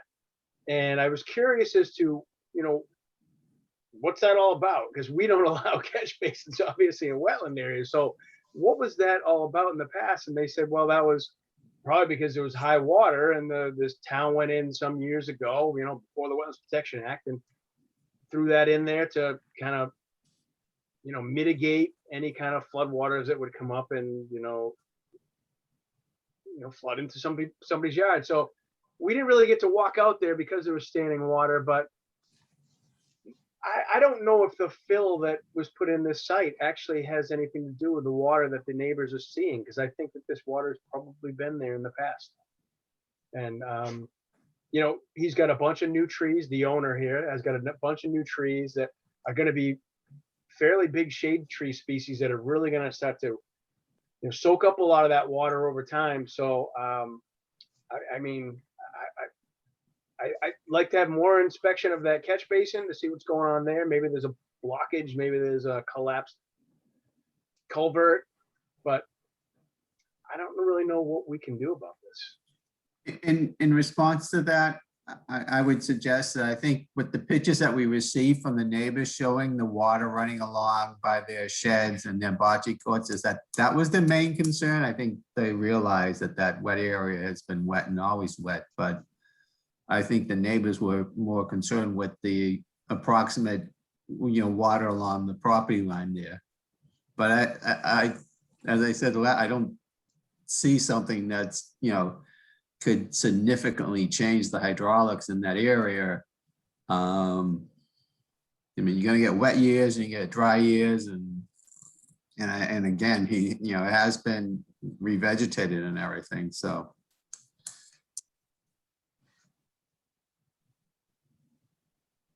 Yeah, I feel similarly to you guys. I was looking when we were out there for like an area with, erosion or like some high velocity flows. They're all concentrating here. That's really sheet flowing off in this area. And I really didn't see it. I mean, obviously based on the topography, I would expect water to flow towards the neighbor's property, but it doesn't seem to me like that would have changed dramatically based on the work that's been done on this site, and since our goal is to ensure that there's not, additional issues created, but not necessarily to solve existing issues, if you will. I'm just not sure that we need to or should take any action on this one. I wish there was something we could do, but the water's got to go somewhere, and it's, if it's increasing, it may be for a different reason.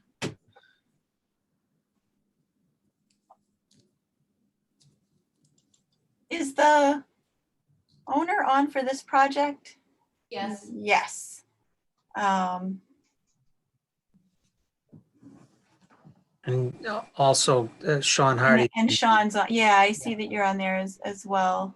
I'd like to Want point to out. add anything? Please go ahead.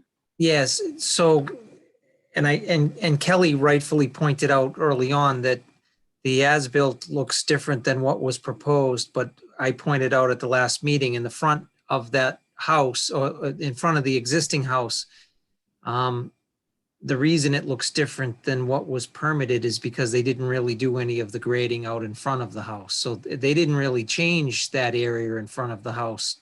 And so that neighbor that is concerned that the drainage pattern was changed, they didn't really do much work out in front of that house. So I don't think much was changed at all in that area. If you recall, the question was, and what I pointed out to you guys was, there was a little extra fill at the base of the wall that was constructed, but also where those plantings were. So to undo that would be to take away some of those trees that Commissioner Haywood pointed out are probably going to help in the future to absorb some of that water. Thanks for the input, Sean, that's helpful. Any other thoughts from the commission? When I think on this one, it's, you know, I don't think the commission necessarily needs to take any action if we don't feel like there's a problem. Well, if I may, at some point, there's going to have to be a certificate of compliance. Right. And or granted. So I guess as the engineer asking whether you guys saw something out there on your walk that would prevent that. I don't believe that my client has formally asked for a certificate of compliance yet. But if there was something that you guys saw that would prevent you from voting in favor of that, I guess would ask that now. Because if there isn't anything, I think then the next logical step would be for him and me for him to ask for that. Okay, yeah, that's a reasonable question. Anyone, any input on that?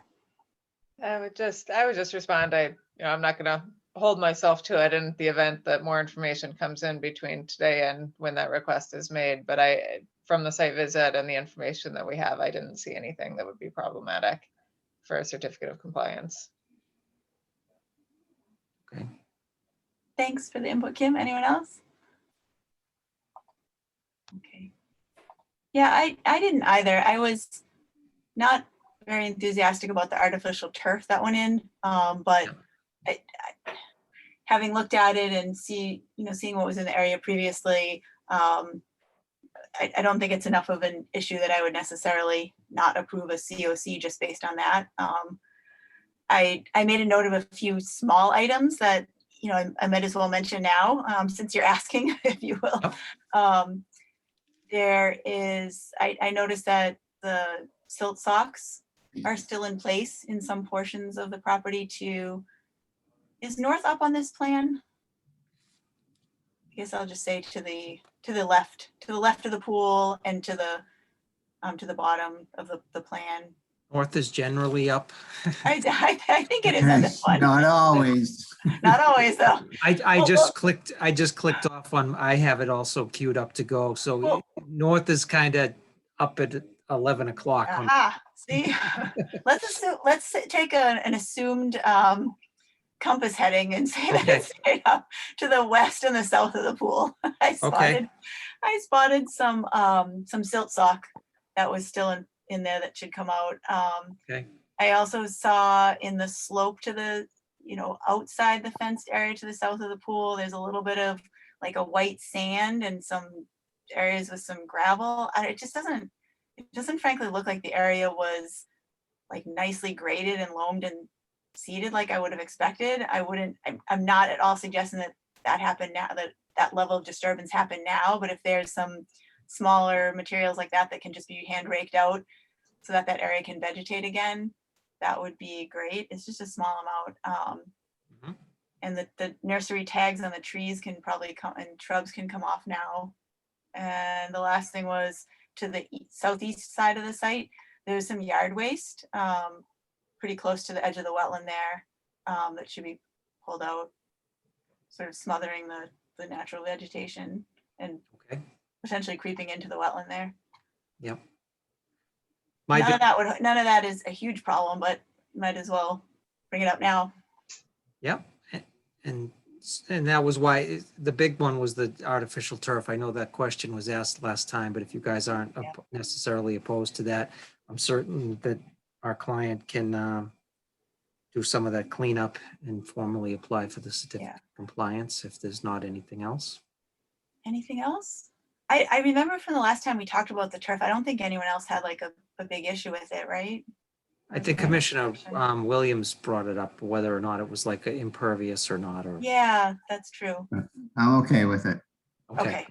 All right, thanks. All right.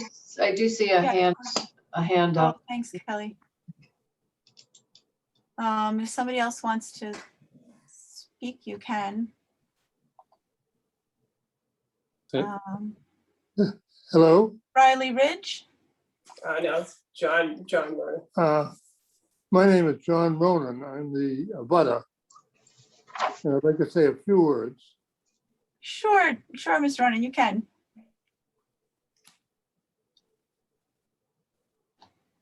After a typical, what appears to me to be a typical rainstorm, I can now walk along the borderline between my property and the adjacent property.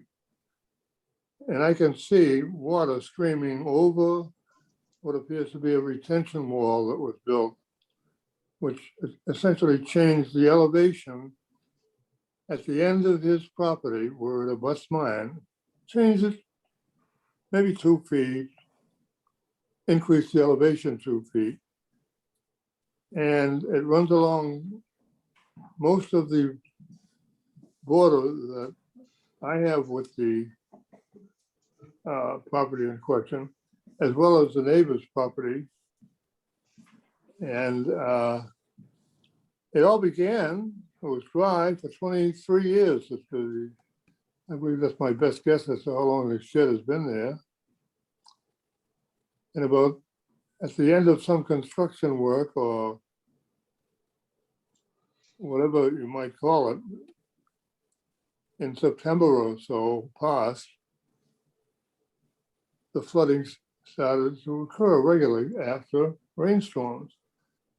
And it comes down and surrounds the shed.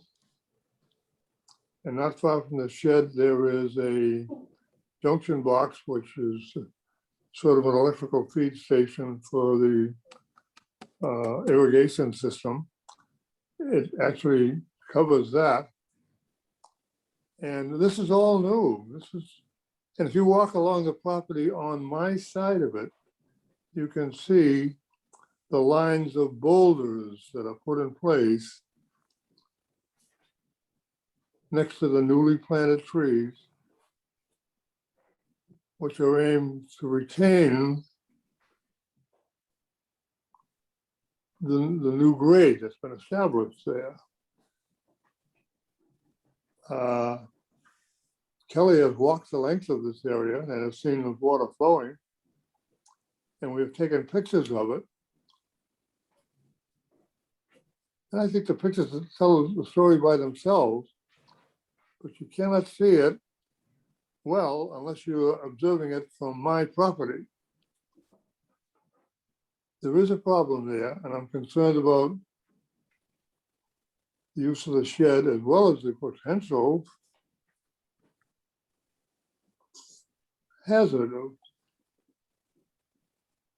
the electricity in the shed and the junction box being immersed in water regularly after rainfall. Those are concerns I just want to register. Yeah, thank you for sharing your concerns and the perspective from your sort of side of the property.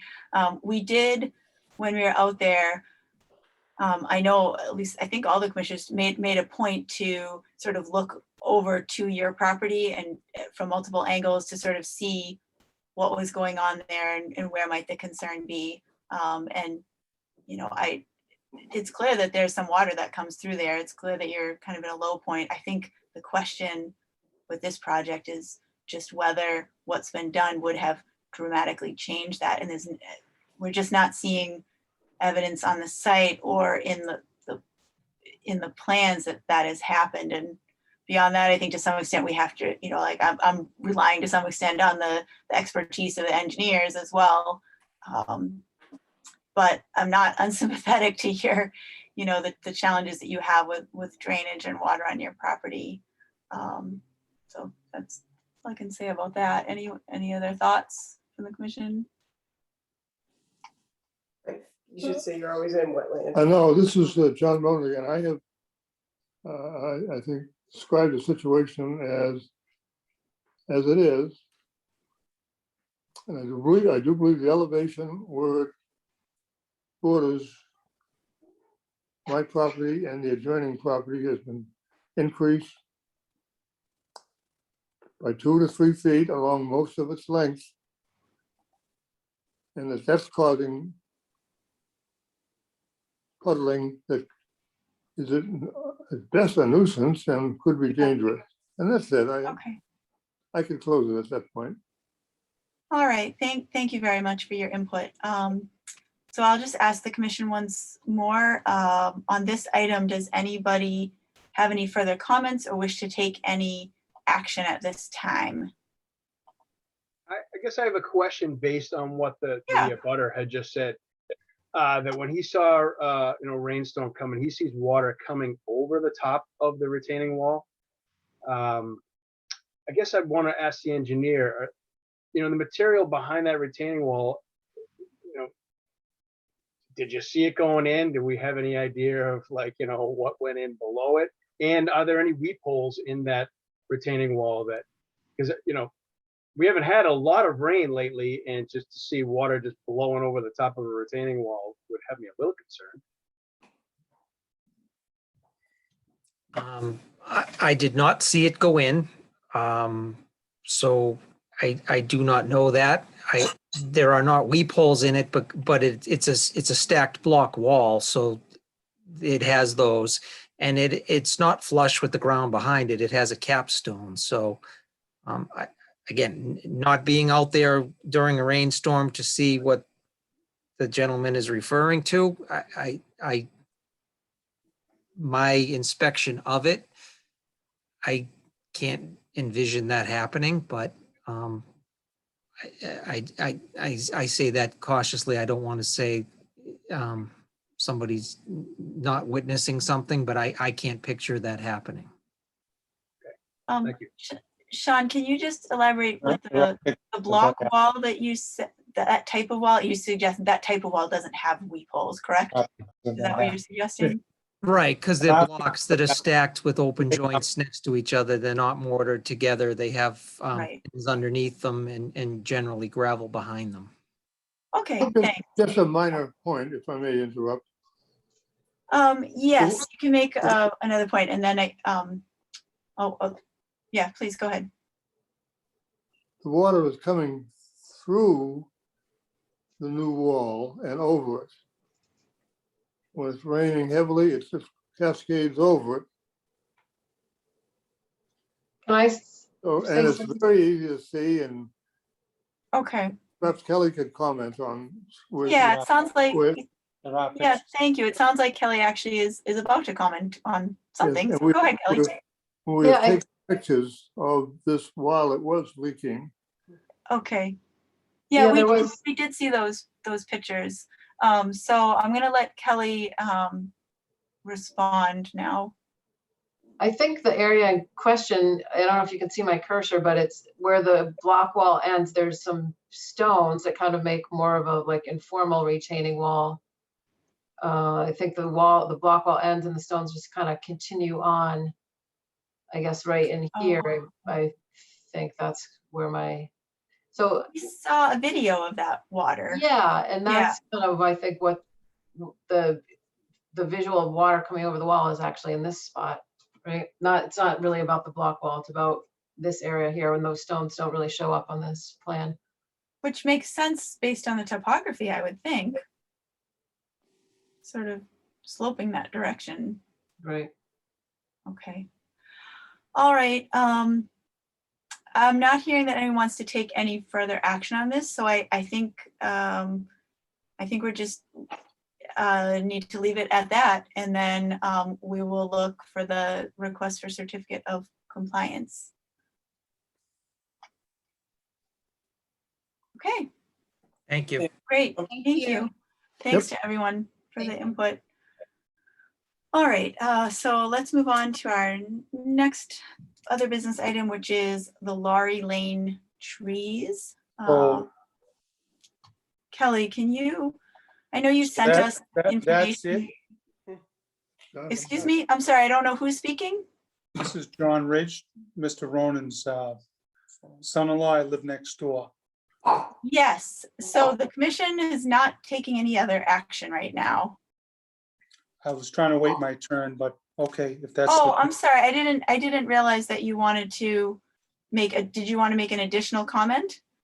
Yes, and I think Mr. Haywood made a comment about it. Let me just check. So I just want to make sure, it looks like the people that were here for this item are still on the call. So if the commission is okay with it, I'm willing to go to let this abutter also comment. Just, you know, we're all still here, and he waited all this time to speak. Okay, yeah, go ahead. So, as Mr. Haywood said, there's a catch basin that he doesn't really know if the culvert, why it doesn't catch water. And it comes down from, all the water from Liberty Street comes right down to the back of the properties. Used to be an apple, which comes all the way down. There was a catch basin there placed 25 or so years ago when all the Mr. Gothia's house was built, and 2 or 3 other houses, I forget the name of the street, the behind.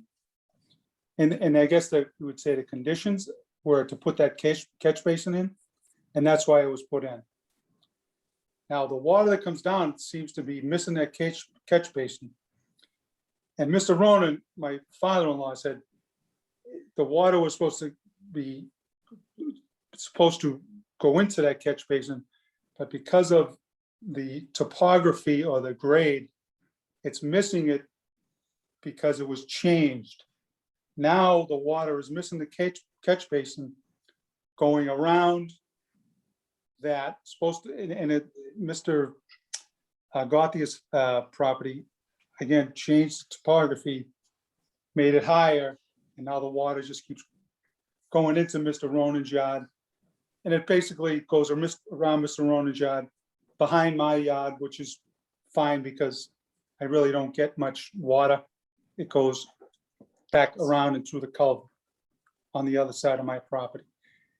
Because of that change, I believe that the water is pushed from the, someone had an arrow going here, from that end of that wall to Mr. There you go. Thank you very much. To south towards, I would say maybe west towards Mr. Ronan's property. Do you know what I'm saying? It used to come down and go right down past Mr. Gothia's and Mr. Ronan's, and like, I don't know, a trough, if you will, and go behind my house, and it would go away. There would be squishy, some water would get in, a little bit would get in the bocce court, but in the past couple of years, it's just gotten worse. And as Mr. Ronan says, I wouldn't have put a shed in the middle of an ocean or a lake, and I wouldn't put a electrical box in the middle of a lake, let's so to say. And that's what's happening. That's what I have to say. Okay, thanks for your input. Does anybody want to respond to any of that? Yeah, Chris. I guess based on that, and I probably should have followed up with that, is there a way that we could have somebody inspect the catch basin that's in that wetland area?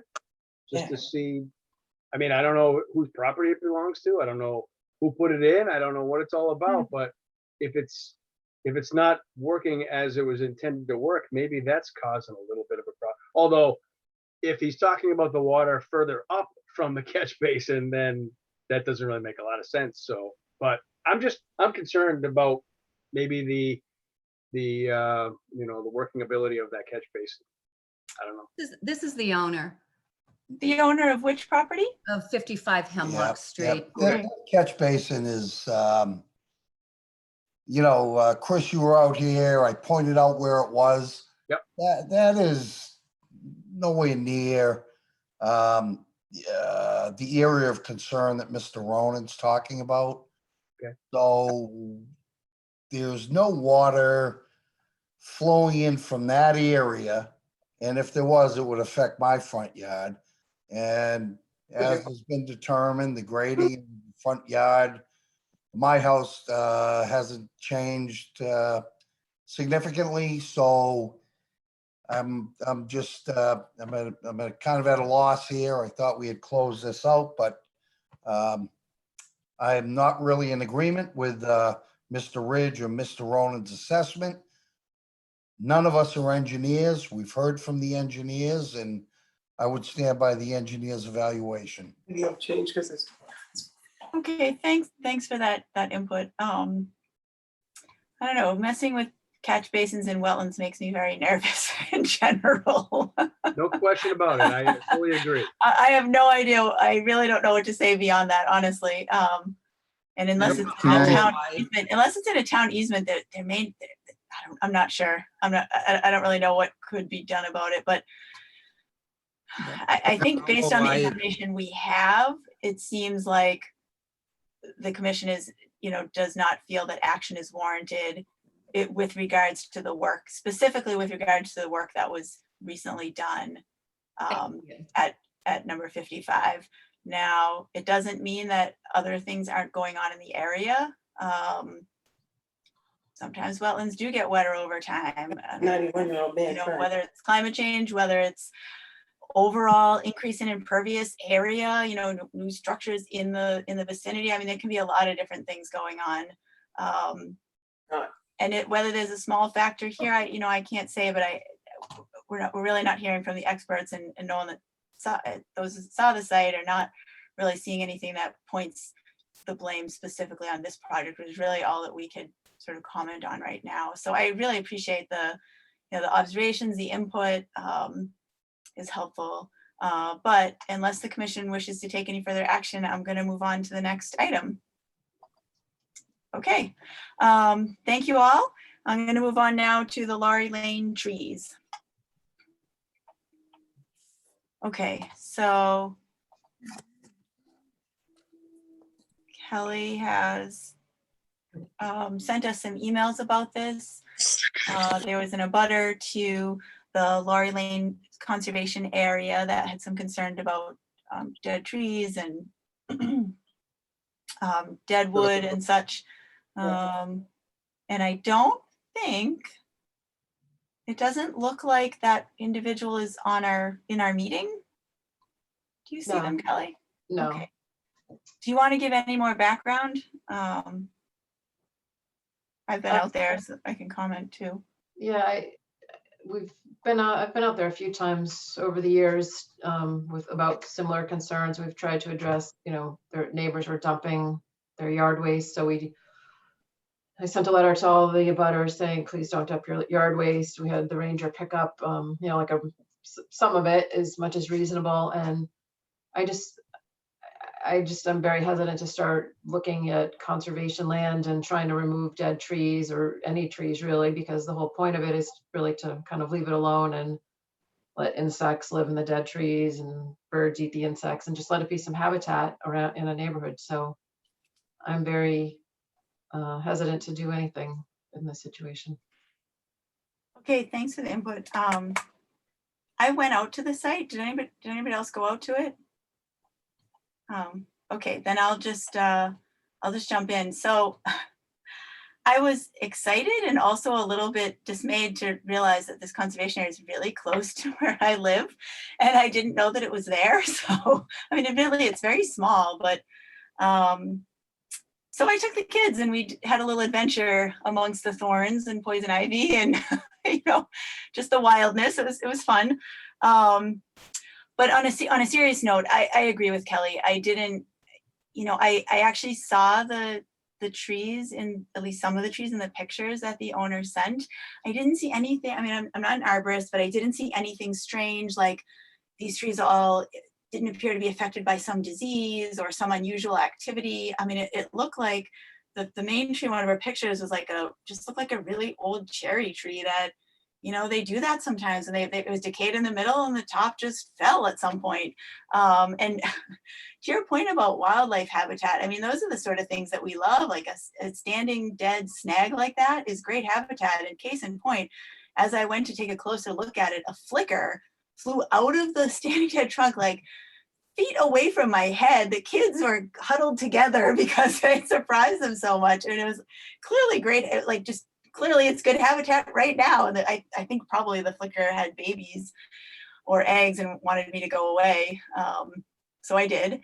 But, you know, I saw another large, I think it was an oak that was down in the area, but same thing. It just looked like, you know, it fell at some point, whether it was a storm or disease, I'm not really sure.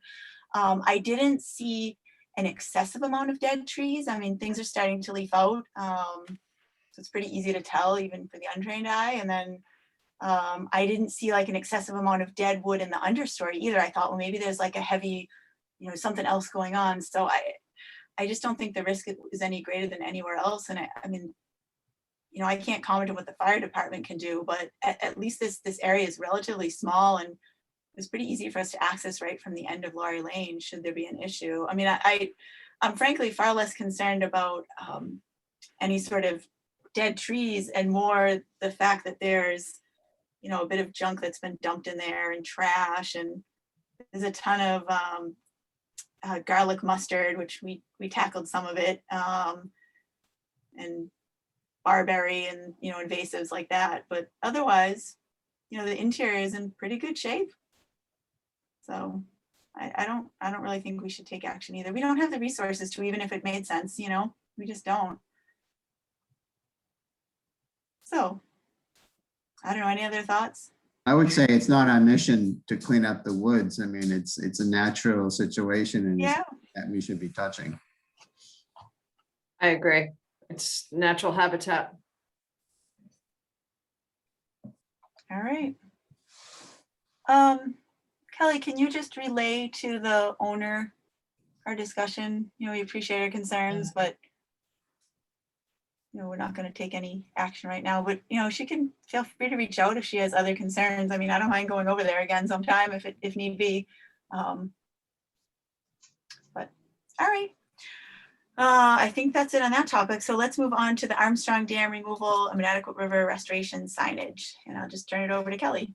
Yeah, well, we do need to come up with some content for signage at some point, but it's not urgent. So I will, and I certainly have not worked on it. So if anything has popped up in anyone's mind, let me know now or whenever you have any thoughts. Obviously, the fish migration will be something we want to talk about, but just something to keep in your mind over the next. How about the historic dam? You know, kind of remind future generations what was here, you know? Yes, yep, definitely. How about something about the change in habitats, maybe, you know, going from a pond to a variety of natural habitats? Yeah. Mm-hmm. And why that's more beneficial? I mean, obviously the fish, but even beyond that, there's other good reasons.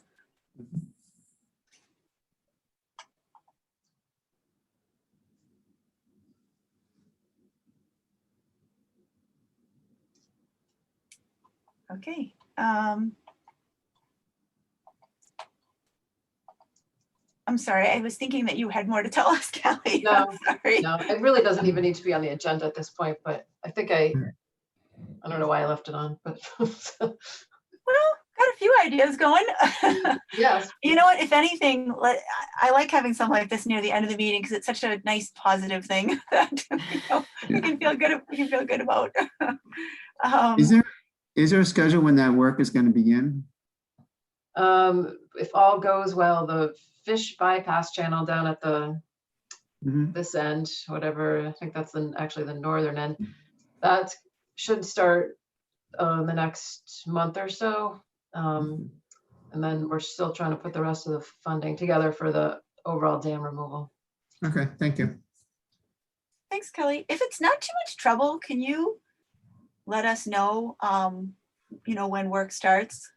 Yeah. I'd like to go out at some point during construction, and I kind of just want to check it out. It's such a big project that it would be nice to actually see a little bit of it here or there and just check in, when the exciting things are happening. Yeah, I think it'd be a good idea to go out there before and get some pictures and then, Yes. Yeah, that's a good thought. Maybe the commission goes to the pre-construction meeting. I don't know. All right. So we have approval of minutes. Any comments or questions about the minutes? I know I sent a few small changes. Okay, then I'll make a motion to approve the minutes from April 1st. Is there a second? Second. Okay, thanks, Commissioner Hayward. Commissioner Crowe? Aye.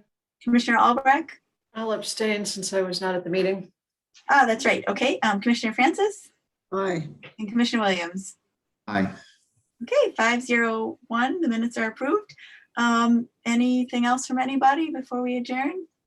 I guess I'll just say I apologize to Joyce for dropping off the stuff at her house and she never was even at the meeting last. It gave me an opportunity to go see Kelly in the office. This crazy Zoom thing, you don't even know who you're meeting with. I'm writing down names now. I actually think we've all done a pretty good job shuffling papers around for a bunch of months here. Oh, speaking of which, this reminds me, I think, Kelly, we are supposed to talk about something else, right? The Right. meetings, is that right? Yes. Okay, so Kelly has informed me that the mayor's office would like to know, correct me if I'm wrong, would like to know, get some feedback from the commission on when we may want to start meeting in person again.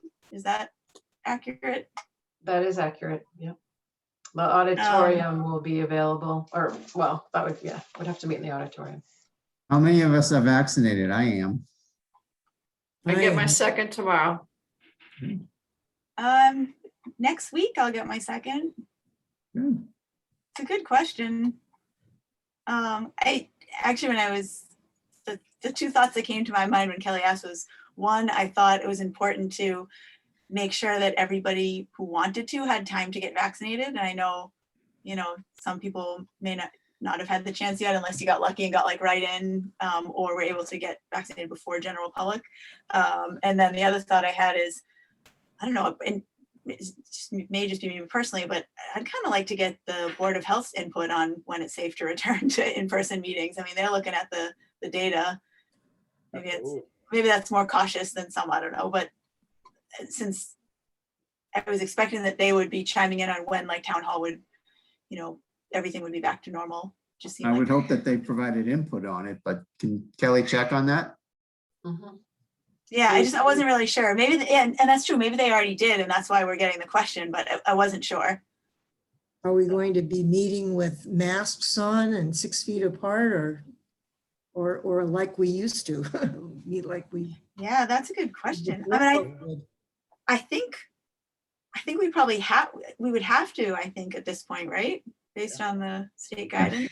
I mean, that's the other thing. Like, I don't expect a huge rush of people, but once we're in person, you just don't know how many people are going to show up for items. The other question, would it be available on a Zoom too, for someone that has health issues and doesn't want to be Yeah, in a public meeting place? that's a really good point. Like, we may feel comfortable meeting in person, but is it reasonable to just force others to come in person?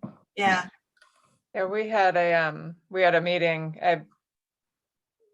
through the Braintree Chamber, a meeting with the mayor, and he had said that the town, the Braintree, and I'm completely drawing a blank on who it is that videos, but they don't yet have the capability to do both, although they're trying to work on that. So it'd be one or the other. And so from my perspective, I'm really not the least bit concerned from a COVID standpoint because I am vaccinated. But from an efficiency standpoint, I try as I might, I have a terrible time talking with a mask on and not sounding like I'm completely mumbling and hearing people. And for our purposes that are so plan-based and typically a lower number of audience. I find an efficiency to the Zoom platform and being able to pull up the plan and zoom in on exactly what we're talking about. And so I sort of prefer the Zoom platform for conservation purposes. But if the decision was to go in person, I wouldn't have any health aspects from my end that I'd be concerned about. I think that for the purposes of this commission, I kind of like the virtual platform a little bit better. Yeah, good points. It is pretty nice to pet. It is pretty nice to pet your dog while you're talking about. Or have your kids barge in for a good night hug in the middle of the meeting, whatever it might be. The good, the bad. Of course, we can't do our usual part, holiday gatherings or socializing after for a few We'll have minutes. to do that on our own time. On the other hand, it's nice to just show up right before the meeting. Yeah. Well, it doesn't sound like anyone's anxious to rush right back into it. I mean, I think at the very least right now, I don't think it makes sense to do it unless we could do both so that other people could participate who didn't want to come in. But even so, I feel like we need to wait a little bit longer. I agree. Yeah. I don't know if that's enough information, Kelly, if they honestly wanted us to pick a date. No, I think that's fine. We can Okay. discuss it again next month. As I recall, weren't we the guinea pigs for the Zoom meetings, or pretty darn close to it? I'm not sure that I want to be. I'm not sure that I want to be the guinea pigs for the opposite for the return. Let's let another board figure out the kinks of coming back. I think town council is going to town hall starting next month, maybe. Oh, okay.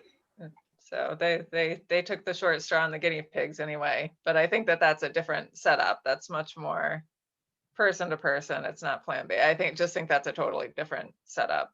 But there is at least one board that is going wait a to little start longer. meeting in person and see how it goes. Learn from someone else. Right. All right, sounds good. Anything else? All right, well. Anybody going to Braintree cleanup day this weekend? Ooh, on the fence about it. I take it you are? Well, the scouts have, they want to have a big group going down there, so. Oh, nice. Yeah. I'll see, I might pop in. Yeah, our pack isn't doing anything formal. Although I could go back to Laurie Lane and we could pick and base some more garlic mustard. Just watch out for the birds. Yeah, take some pictures of some birds. Yeah. All Happy right, guys. Mother's Day to any mothers around. Oh, thanks, Diane. Yeah, happy Mother's Happy Day Mother's Day. to the moms. Weather's supposed to be nice, so that's good. Yes. All right, guys. So next meeting, June 3rd. Anyone know they can't make it, or all hoping to be there? All right. Good. Thanks, everybody. Nice to see All your right. faces. Yeah. All right. Good night. Bye. Good night, all. Night. Bye. Is that a motion to adjourn? Oh, yes. yeah. Motion to adjourn. Second. All those in favor? Aye. Aye. 6-0-0. All right. Night. Good night. Bye. Have a good night, guys.